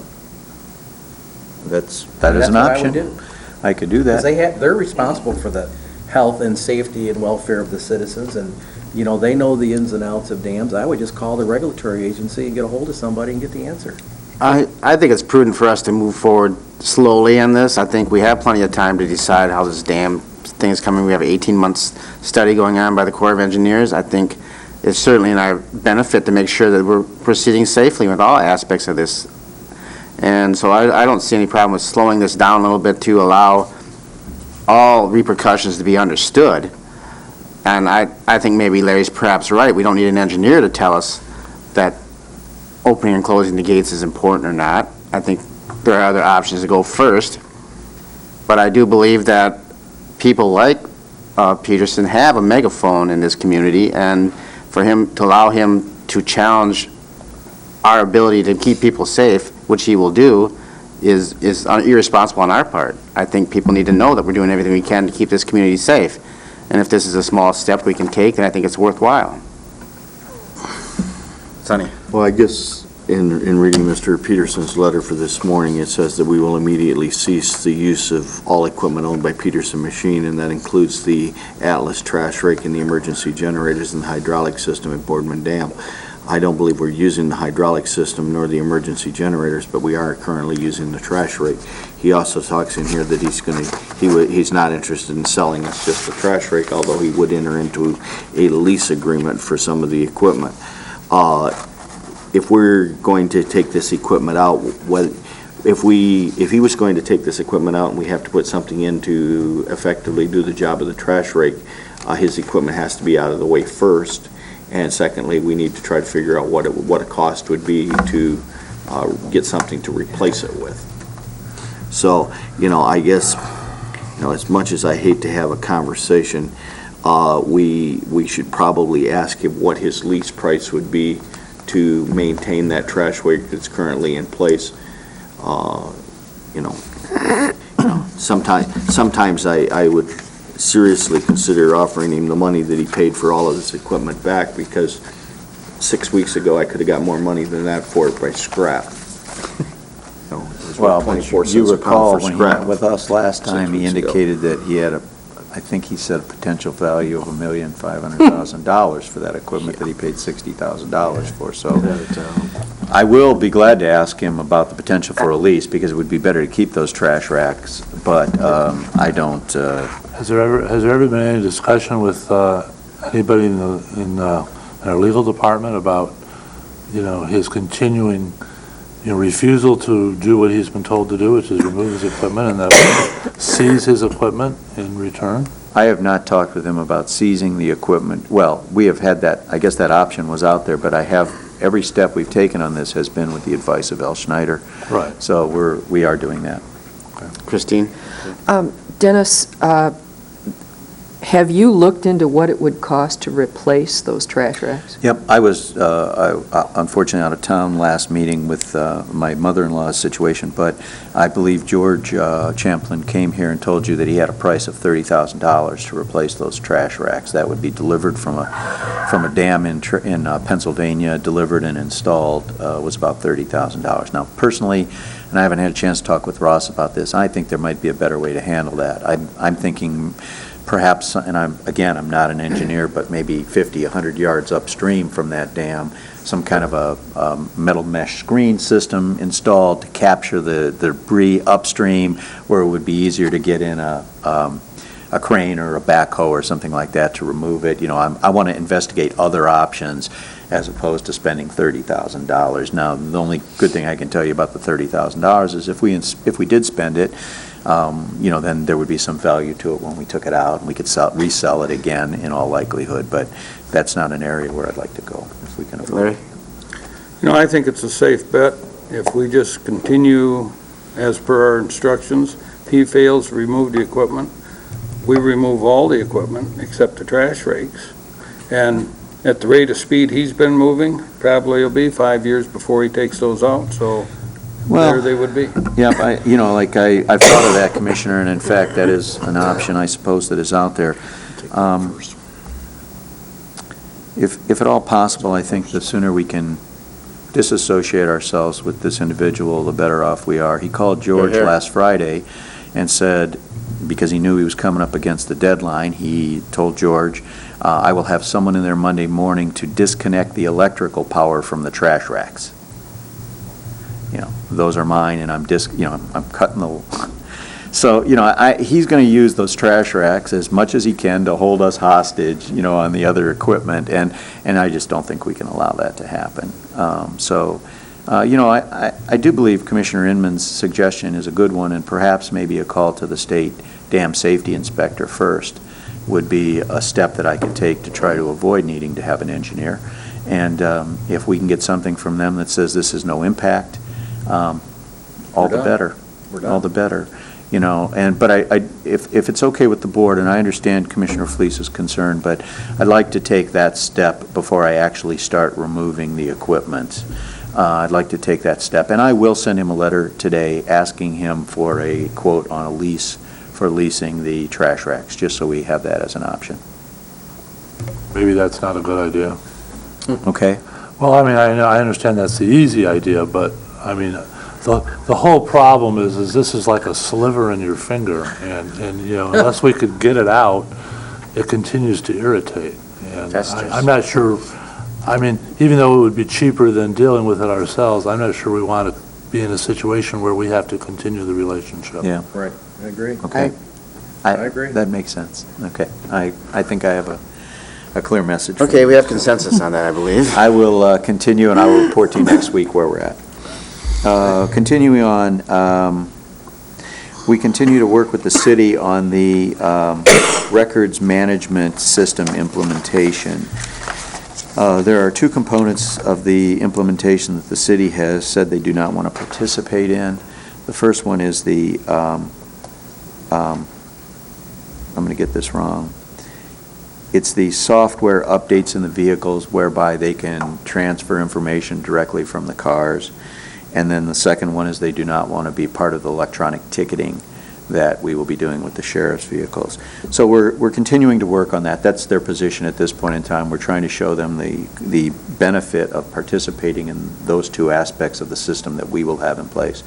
We're also trying to determine how likely it is that we will be able to run dual systems if in fact they choose not to do that. The electronic ticketing is important, and basically their position is really what does it do for them, and it does provide some efficiencies in our mind.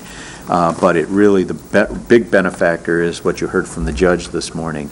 Electronic tickets, when they're done from the cars, immediately get transferred digitally to the district court. They don't have to be handled by the records department in sheriff's office, and they don't have to be manually handled by the district court. They're immediately in place in district court. Often what happens today is if someone gets a ticket, a lot of people go right over to the court and pay their ticket. They don't even question it. And often it takes a day and a half for that ticket to actually get there, and they can't pay their ticket. So there's some benefits to the system from that standpoint, but the primary benefit is clearly district court. And the city administration is questioning if there's sufficient enough benefit for them to make the investment. Is it just about the money? It is, but we've offered to spread it over a period of time, to help finance this for them and those kinds of things. So we're working through that. You might ask them why they're using electronic ticketing for their parking meters. And they've done that for years. And it was the efficiency of the officer not having to write the ticket. Good question. Same thing with the efficiency of the police department. Thank you, I'll do that. And then the second thing on the, go ahead. Yes. How much money are we talking that the city doesn't want to spend? Well, I don't have that right in front of me, but, basically, I guess I can't comment on that, but, it's in the $20,000, $30,000 range. But we've offered to spend, incorporate it into the records management billing system and pay it over time. We depreciate the electronic ticketing over time and that kind of thing. The second piece of that is as I said, the records management from the vehicles, in addition to electronic ticketing. And I think hopefully yesterday we showed them that if we're able to file those, a UD-10, Commissioner, you know what those are? Accident report. Okay, an accident report online to the state. The state reimburse, if we don't do it online, we get $3 for every one we do. If we do it online, we get $6 for every one we do. They do about 2,000 a year, they do about 1,000 a year, so right there's another, several $1,000s in additional revenue they would get. So we're working through those details, and we're hopeful we're going to come to a reasonable conclusion, and we'd really like them to be on the system with us, because it's always better to run one system if we can. So I just wanted to give you an update. We continue to work on that. The sheriff is still continuing to work on the garage proposal. He's just about ready to go out on bids for that proposal. He's talked to me. The initial estimate came in higher than he had hoped from the architect. And so he's going to pull out pieces of that project and bid them as alternates so that he has several alternates, a base bid with some alternates. And I expect in the next couple of weeks he'll be looking at going out on bids on that to get some price ideas, or to get some actual prices for doing that project. He's been keeping me informed of it about on a every other week basis so that I know where it's at. I think the initial number came in over $800,000 for everything he wanted, but recently there was a garage built in Benzie County, and the estimate was, I don't know if the estimate was $1.5 million, it came in at 2/3 of that cost when it was actually bid, so we're hopeful that the same kind of thing will happen here. Labor negotiations continue to move on. I wanted to let you know that we've kind of hit an impasse with Teamsters General. We're going to mediation. I think it's in a week. We'll be in mediation with them. Tom Kreis will be coming in to talk with us and hopefully help us get moved off dead center on that. So they just continue to move forward, although I would guess that in all likelihood, even though we've been able to settle the district court Teamsters contract, a lot of these will not move to conclusion until we get into the budget process. That would be my anticipation. I think people have to understand the seriousness of our financial condition, and once that comes to light, I think we'll be making more progress. So. And it's just the Teamsters General contract mirror the one that was passed by the district court, or are there differences? Well, in general it does, not in every case, but in general it does. There are differences, of course, but generally that's the case. The last thing I wanted to mention to you is, we continue to work on our wellness program with the health risk appraisals through Priority Health. You'll recall that we received a 2% discount on our premium with the understanding that we would get, I believe it's 48% of our employees signed up for the wellness program and doing the health risk appraisals. My purpose of bringing this to your attention is twofold. Any of you that are on the insurance that haven't filled out the health risk appraisal, go online and do it. You have till June 30th to do it. And if you have any questions, you can call our office or you can call HR. But I'm pleased to report that we still have, 20 days? And we are at 43% of our employees have filled it out, so we're really happy about that. We're going to make a big push here in the last couple of weeks. We feel confident we'll make 50% or better, which will meet our contractual obligations for the program. We'd like to get it up higher than that, but we expect it'll take a couple of years. Of course, you know that in negotiations with district court, and we hope with everyone else, health risk appraisal will mean a potential savings for the employee in terms of copays on health insurance. So there will be a greater motivation in the future, although now if you do it, I think it's $50 for doing the first phase and $50 for doing the second phase. So there's a monetary benefit to doing it. So wanted you to know that. And that really concludes my report, unless you have any questions with me. Any questions? All right, then let's move on to unfinished business. We have the septic treatment facility. Ross? Still there. I don't know if that's good news or not. While Ross is coming out, let me just point out, the Inter-County District Court operating agreement, they just asked that that be pulled for this month because it's not completed with Antrim County, and we'll bring it back to you next month, so it takes no action from you at this point in time. Okay. Ross, I got Lee working on your list over here, Mike, Thank you. but they said you already had a list. We have a list, but what we're finding is that it seems that there's a lot of them that are missing, and so we're going to go with the addresses for you, because you can identify them Well, from there. he's gonna do that, but I also know, I went over and did some looking on my own. People try to hide them as much as they can. You know, they have flower gardens around them pipes and stuff. And they've changed a lot of them. I noticed that where there used to be holding tanks, there are mound systems in now. Well, those should be in the records of the health department. But you're gonna find quite a few of them. Yeah, what we're discussing is, we have found some discrepancies with the number of holding tanks. And as we looked at some of the records, over on Duck Lake, on the peninsula, I think we had 5 holding tanks. We think there's a lot more than 5. Oh, there's 5 in my subdivision. Well, this, And there's a bunch of them, oh, just for your information, there's a bunch of them on Betsy River Road, and then the whole north end of Duck Lake Peninsula. yeah, so we are going through the health department records and verifying those, and And I got, what's his name at Blair, he's gonna send you his list. thank you very 'Cause much. they got- That'll help. He thought they had about 28 down on the river, and maybe a couple or 3 on the south end of. In a recent meeting we had with the haulers, there was one hauler who identified, and I think Christine might have been there at that time, but that he knows of one person with a holding tank on the Boardman River who never has had his holding tank pumped. So it just overflows? Yeah. They said it was probably maybe 28 in Blair Township. Yeah. Well, the update on the business plan is it's still not ready. We can give you some things that are being worked on, and we'll have to bring it back when it's in final shape. But first of all, everyone should have received, or was out as of Monday, the final report from the Septic Finance Subcommittee. And that's going on to Sewer and Water tomorrow, and then on to the Board of Public Works at their next meeting. I have to give Beth Friend a lot of credit for the work that went into getting the preparation of that report put together, and it has a lot of information and a lot of issues and recommendations. So that will be coming back. Ross, I have one question on that report. Yep. You know, in the section that was prepared, my recollection was that it was formatted based on a response of the Plant Moran report. And under the issue of the recommendation by Plant Moran to have a countywide special assessment fee, the written response that's in the report says that the committee, in its final report, does recommend or has recommended the special assessment fee. And I feel that that is not a representation of what occurred at the meetings of the Septic Finance Committee, and that someone's hanging their hat on the preliminary recommendation that we did rather than the final recommendation.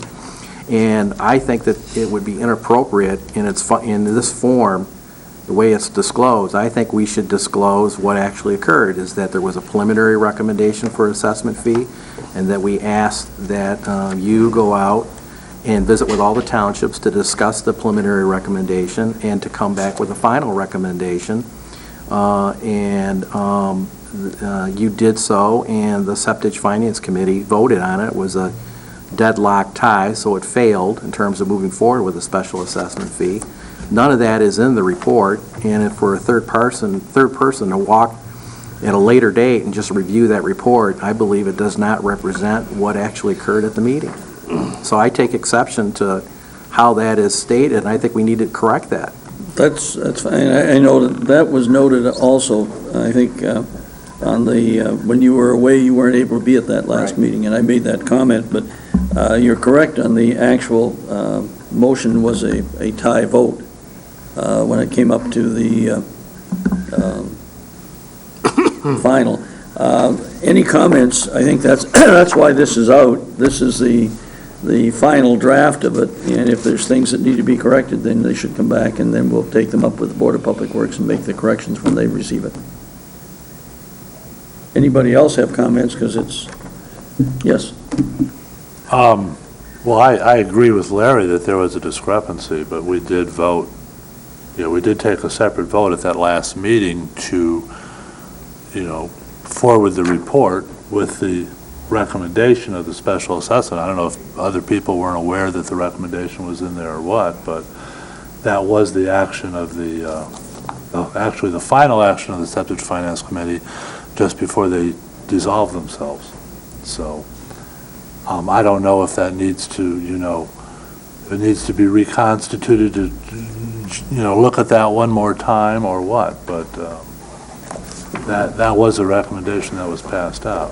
I think the report is to the Board of Public Works, and I think if we get comments like Larry's in writing, then the Board of Public Works can put an addendum onto the report to clarify it, if that's the issue. Yeah, I would be fine with that. Yeah. Well, I think the Board of Public Works can do with it what they will, but I don't know that the Board of Public Works can say that wasn't what the Septic Finance Committee meant when they voted it out. So.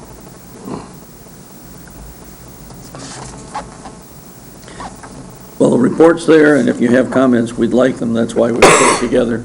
And very honestly, we'd like to get rid of the septic subcommittee on finance just from the time standpoint. Ross, I agree with you We've completely. been too long. Yeah. I agree with you completely. I think we were done, Yep. But some items that we'll tell you what we're working on. The manifest that we've been after is going to be implemented July 1, and that goes out with all the haulers, which will begin giving us the actual loads that are coming into the plant, not just if they pick up 2 or 3 loads in one time, they've got to do a manifest on each one.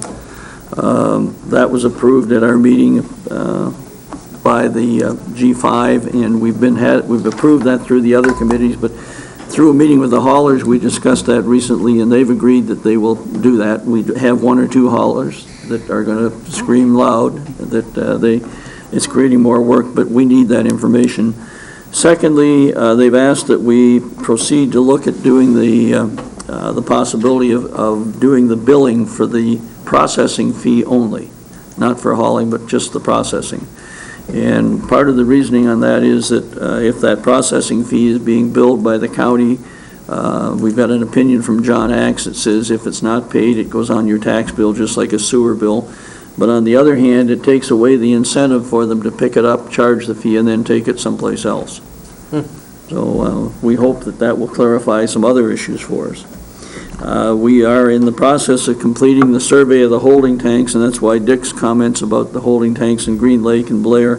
When we started to get the survey ready to be mailed, we found that we were short by probably about 65, 75 holding tanks, and as we looked at the records, in some of the areas where we are sure there are holding tanks, there weren't that many. So we have talked with the health department, and we're going to verify. We'll pull the 400 and some files and take the addresses and the sizes. We'll be gathering the information on the number of tanks they had, and this surprised me, Dick, when I talked to the health department.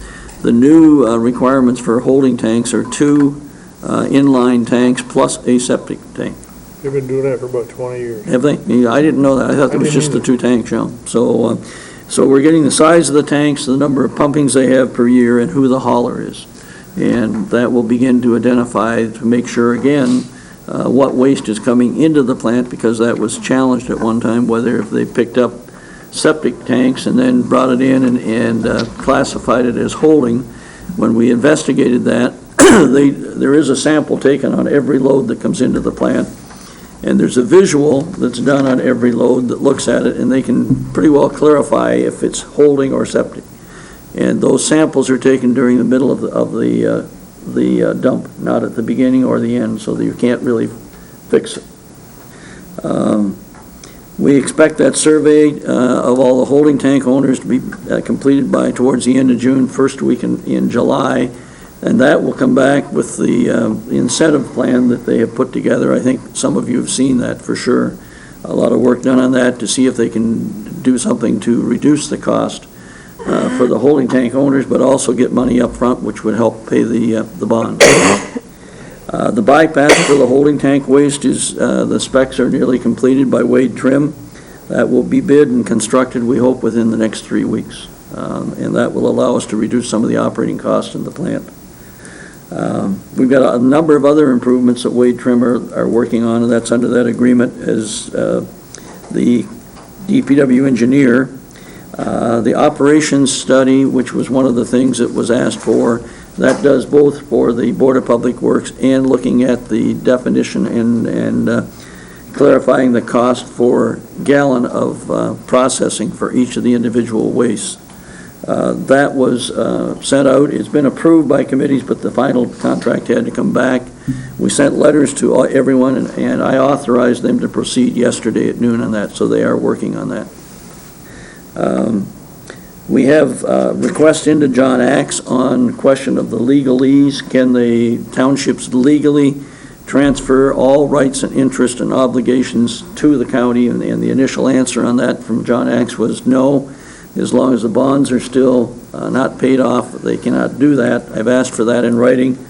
Along with another analysis, you can certainly do the special assessment, but the issues being raised is how do you calculate the benefit so that you don't have a challenge there? And then secondly, of course, the petition. I think that with the 20% of the people could petition. So I've asked for a further definition in writing from him on that. There's a question on behalf of the townships whether or not they could advance funds from their other funds that they have other than the general fund, like sewer and water. And they have done that in the past. They've advanced funds from another fund to sewer and water when they've been putting in sewer projects. So we've asked that he identify that in writing again for them so that they can look at whether or not they could advance money to cover this shortfall from those other funds. The issue again that we had him define is that he has already given that to me, but I've asked it for in writing is that any of the billing that we do can be put on the tax bill if it goes delinquent over 6 months. We have received all of the records from Michael Houlihan. On the septic treatment facility, we've been going through those because those were important. They came first. We are within 3 files now of creating the master index of that for Scott Howard. And there's a lot of information in there that we did not have, so that will be helpful. Ross, sorry to interrupt, but is there, before Mike Houlihan retired or quit because of this adversarial relationship that was developed by the Board of Public Works, he was talking about forming a report and getting that to us. Is there some way we can receive that, or is that now off the table? Well, what he was doing was creating all of the individual files by index, and he had done a lot of work on that. The files, when we got them, were in exceptionally good shape as far as being indexed and everything, and that's what we've been doing, though. I can tell you that we currently now are up to about 22 pages in indexes of the files, and those are typewritten indexes. And so they were in pretty good shape, but there's a wealth of information, and there were proposals that were made back in 2003, 2004, 2005, which mirror almost exactly what has gone on with the Septic Finance Subcommittee recently.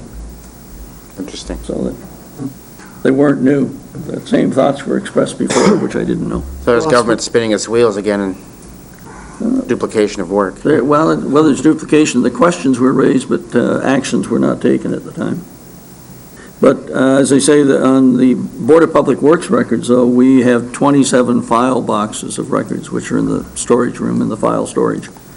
And we won't be touching those for quite a while, but they're all there. Other than that, we're continuing to work with Dean Bott. I did address with him that if we get into the incentive plans that relate to septage and that we would want to see an outside independent financial consultant hired, and Dean is certainly in agreement with that and would help us with drawing the specs for that. And I had a question. There was also we were talking about septic haulers and metering and things or whatever, but also enforcement. That's moving along? Enforcement, we've had meetings on that, and with the enforcement, we can prosecute under the ordinance, but that has a $500 limit, and that's on a second offense according to the ordinance, and the other one is prosecuting under the state act, and that could go up to $5,000. And we've had meetings with Scott Howard, and Scott has talked with Bob Cooney, and we also would need to talk to the prosecutor in Leelanau County to see whether we can proceed. We did have a meeting with the Sheriff's Department about enforcement, and I would say that the sheriff has been very supportive and said if we can identify certain things that we want an investigation on, they would certainly be willing to help us. So we are looking at the enforcement. My belief is that if we get the manifest in and we begin looking at that and we begin to build a database of who is being pumped by address, and we have all the records from GIS for all of the septic tanks, and that record that I got, which I thought was septic tanks, also included holding tanks. So instead of 23,500, we have about 23,000 septic tanks to my guess now, because they were duplicated in there. But as we go through this, we'll finally get some ability to see who's being pumped, who isn't, and especially in holding tanks, if they're not being pumped, then we would ask the health department to do an inspection.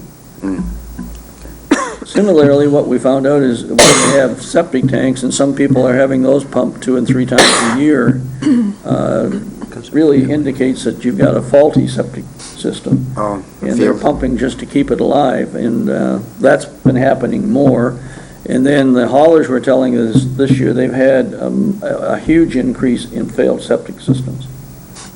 So we're trying to do some education. That's the other element that was recommended out of the Finance Subcommittee, and we'll be getting an education program going, including the haulers, including the Watershed Council, the Watershed Studies Institute, and anybody related to clean water. Okay. Any further? Sonny? Ross, as we talk about these manifests, I'm assuming they are by individual tanks that they pump then? Yeah, they will so go. Are we requiring them to put meters on their trucks so as they can? You know, that's one of the questions that I always have, because I hear from people, well, yeah, the guy came and he pumped my tank, he pumped 2,500 gallons. Well, you know, there's very rarely could you possibly pump 2,500 gallons out of a tank. You know, I have a 2,000, I think mine's a 2,500 gallon tank, but I doubt if you'd get 1,200 out of it at any time you were going to pump it, you know, if the system's working properly. So, you know, the fact that we are not requiring meters for those, therefore, you know, that hauler is charging that customer 12 cents a gallon for 2,500 gallons. And, you know, I'd be real curious if when he gets on the manifest, if he charges for 2,500 gallons, when he gets to the plant and he's got a 3,000 gallon tank and he's got 9,000 gallons in it, I want to know where the other money went. Well, that's been one of the questions, Sonny, and when we get into that, that's one of the reasons we want to look at doing the billing. Because if we're doing the billing, there's no incentive for them to say, well, you've got 2,500. We just send the bill out for what's processed. Last year when we met with the townships, I probably had about 15 different individuals that sent me their bills for actual billing and that, and they thought they were being overcharged. And they were within 98% of what the capacity was most times. And so there wasn't a lot of that I could find on any of it. But we do think that there was one that was occasioned probably 2.5 years ago that I just received yesterday, where they picked up 2, and they still charged, you know, and they were neighbors. And they charged the hauling fee of $150 for each house, and then also the gallonage was high. So they're coming back, and we're going back into the records 2.5 years ago to see what amount was dumped that day. So, Christine? Ross, back to the number of failed septic systems that the haulers are saying are increasing. Exactly what does that mean? Can we, does that mean, for instance, septic tank people are simply having their septic tanks pumped 2 and 3 times a year, or does that mean that the health department has become involved and as a new drain field is put in? What exactly does that mean? Well, what's happening is those are usually emergency calls, you know. We've got people here and we're overflowing, and when they get there, they've got a failed system. Well, what we need to do is with the health department. The health department needs to come in at that point in time and do the investigation, and that usually is a high price. And somebody was talking about somebody that just replaced one. They're not cheap to replace. No, they're not.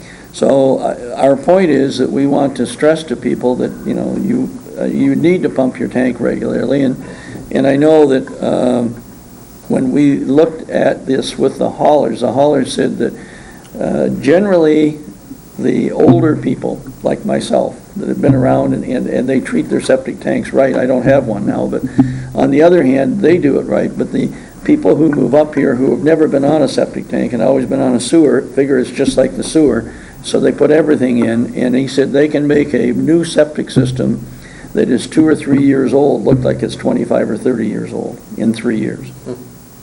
So, you know, it's an issue with them. And back to the meters real quickly, Sonny, their argument, and some of them have meters, and they say the meters don't work. And of course, some of our people said, well, you know, they have meters when you get your fuel oil and everything else. And they said, yeah, that's a nice clean substance. It does not have all the crap that comes in out of that other. Literally. Yeah. And so the meters really don't work well with the additional crap. Hey, Dick? Well, there's another thing about meters, is a lot of times when they go out to a tank that is really plugged up, a lot of sludge in the bottom, it wouldn't do any good to meter what they're pumping out, because sometimes they have to throw 400 or 500 gallons of water in there to wash Just it to out. get it out. Because they can't clean it just by pumping it. They in there with a spud and everything else. Well, they have to wet that stuff down to get it out of there. That was a deterrent also in looking at doing an overall billing for hauling and everything else and trying to reduce the hauling costs, because you can't tell somebody who has a standpipe for it and has it pumped and they know where it is, or they can locate it and dig it and open it up, they don't have any cost. But you know, we've had stories from some of the haulers that they have to dig down 6 feet to find the tank. Christine? The only other thing I'm going to say is about this situation is I'm going to repeat what I said at the G5 meeting, and that is we have 5 months before the next bond payment is coming due, and we need a plan. We need a plan. We all know that, and I support it. 5 months. And counting. Okay, any other questions for us? All right, well, thank you very much for us. We're eager to have a business report. And now I guess we can move on to any new business. All right, we have this point, we have a time for a second public comment. Anyone that would wish to address the board at this time, please come forward. State your name, please. My name is Bill Bustins, and I represent Traverse City At-Risk Boxing, and I hope this is a case of better late than never. I was supposed to be here yesterday morning, and I talked to Gail that does the scheduling, and she called me up, and the appointment was moved. She called me at work, and it's been really crazy at work, but she called me, and we moved the appointment to 9 o'clock, and I put it on the 9th at 8 o'clock, and I came home last night and figured out I blew the whole thing, so I tried making a few frantic phone calls, and I thought I'd come in and see what I could do. So I was supposed to be yesterday. I represent Traverse City At-Risk Boxing. We received funding from the Grand Traverse Band of Ottawa Chippewa Indians for the last 7 years. We operate an at-risk after-school program for kids, work through the family court, take referrals from schools all over, and then we also provide an Olympic training center for athletes to train for the Olympics for boxing. And my wife and I have been doing this for 15 years. And we just believe that for the criteria of the grant, that we're in position to receive this grant, because we we engage the community. I've got a population from at-work yuppies that come in afterwards to train, to 8-year-old kids that come from split-up homes, and we make the whole thing work together. it's a profit business, and that's how I take care of the older people that come in, but we also have Traverse City At-Risk Boxing, which funds these at-risk kids, and our program runs 12 months a year, and we believe we are addressing community needs because we're targeting a group of people that never get targeted, and they're at-risk kids that have behavioral problems and don't have direction and not a lot of experience with limits, and they come in here and we've got a really good, it's a hard program, but it's a good program, and it teaches kids limits. It's not for all kids, but it's made a profound difference in a lot of the kids that we've had here. And as far as the athletic part of it, you know, I've got a boxer right now that will probably be representing America at 141 pounds in the Olympics, and I don't know if you're aware, but in Athens, I had a heavyweight boxer there in 2004. And for Traverse City, we're not doing too bad as far as producing athletes. And we just really want to keep this thing going, and we like working with kids. If you ever want to look at our website, we've got a lot of testimonials from people who've been through our program and understand how it works. And I apologize for being a day late. I should have been here. I'm sorry. Sonny? Bill, just for your information, I did chair the interview committee yesterday. Commissioner Inman spoke on your behalf with your application, and the commissioners are committed to ranking. We interviewed, you know, as my next piece is going to be a report on what we did yesterday, but your application was reviewed yesterday as part of the interview process, and it will be ranked with the rest of them by the end of the week and come back to the Board of Commissioners for approval next week. And Larry?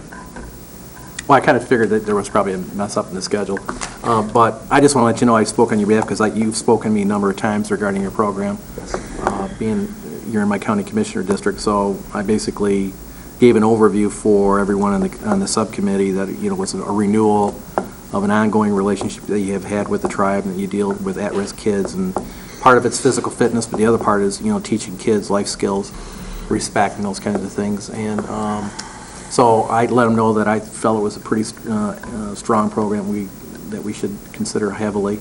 So I hadn't had a chance to get hold of you and let you know that I spoke on your behalf. But I appreciate you showing up. I called your house last night frantically and didn't leave a message because I knew I made a mistake. So I thought I'd just come and fess up. But it says a lot for you to come in the next morning and address it, so I appreciate you doing that. Well, my wife and I worked hard on this for years. Right. So. Bill, how many kids do you put through your program? Probably 70 a year. I get about 30 referrals from the court system, and I mean some of those kids, you know, a lot of it's just physical fitness. None of them they've all been eating junk food and stayed home, and you know, and we put them in this program, and at least they get an opportunity to know what it feels like to be physically fit. Mm-hmm. And you know, boxing's really competitive and demanding, so I probably only retain 20% of the people that come in on a long-term relationship, but a lot of that has to do with the difficulty of the sport. But what we're really trying to do is get kids to get in touch with their bodies and, you know, learn some limits, and so it's a good positive experience. And some people get into it for a little bit, have that experience. It's like part of their life journey, and it's not for everybody to go on to the top, but we like to, you know, provide that environment for everybody to try. And we've never turned down anybody because of lack of funds. Hey, any other questions for I Bill? got a couple neighbors you can send a couple of the boys out to work on. Yeah. Thanks for coming. Yes, thanks very much. Thank you very much. Appreciate it. Anyone else care to? Okay, Robin?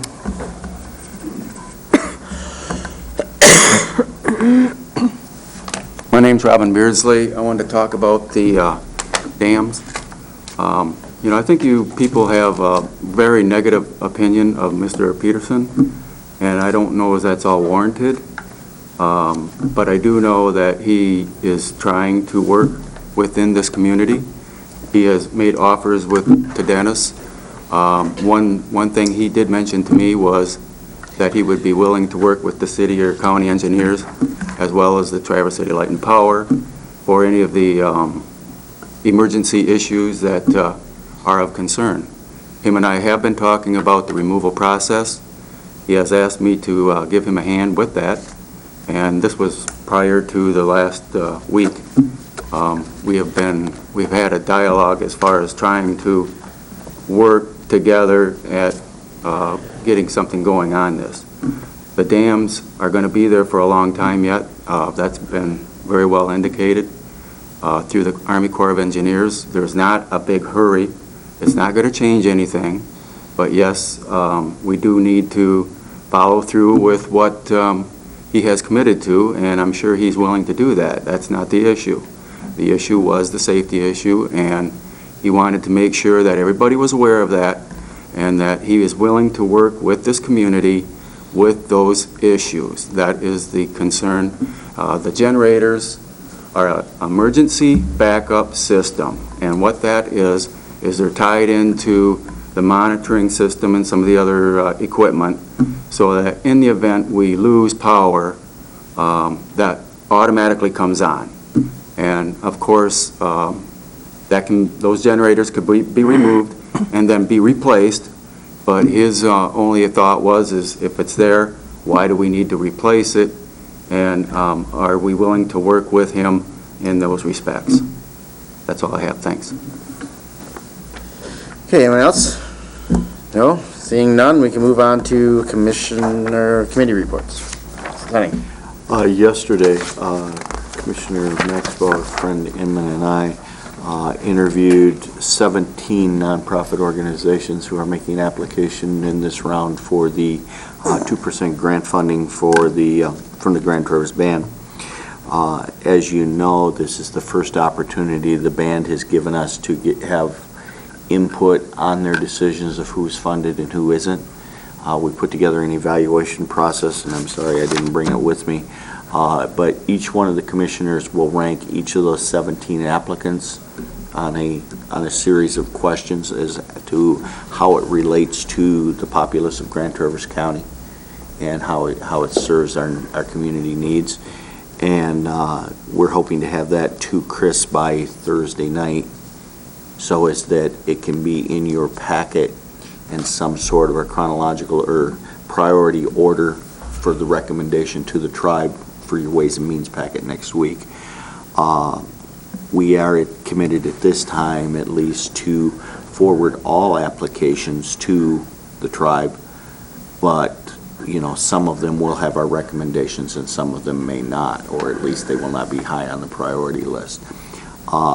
That being said, we need to remember, at least at this time until the current compact expires, the sole discretion as to how funds are distributed lies with the band. And, therefore, they've never previously allowed us to have any input in this. So I appreciate their moving forward to that. I do believe that the 2013 compact will have a different format by which money funds are distributed, because it will, probably come more in line with other ones throughout the state. But the compact that they're operating under gives them sole discretion for the distribution of those funds. So I appreciate the opportunity to have some input. As you know, I've been very verbal in the past that as long as they wouldn't take my input, I was going to send them all of them with no recommendation one way or the other. So at least at this point, we're going to rank those applications by priorities, by the 4 commissioners that did the interviews. And it's amazing to sit here and listen to these organizations and the things that they're doing for people in our community, that those of us that are fortunate enough not to need those services don't even realize they're there. But there are some groups out here doing amazing things for people that are in need in our community. Ditto. Yeah, anyone else? All right, we have notices and/or announcements? None. Then I would entertain a motion. Move for adjournment. All right. I'll go back to work now. So moved and counted, we're done.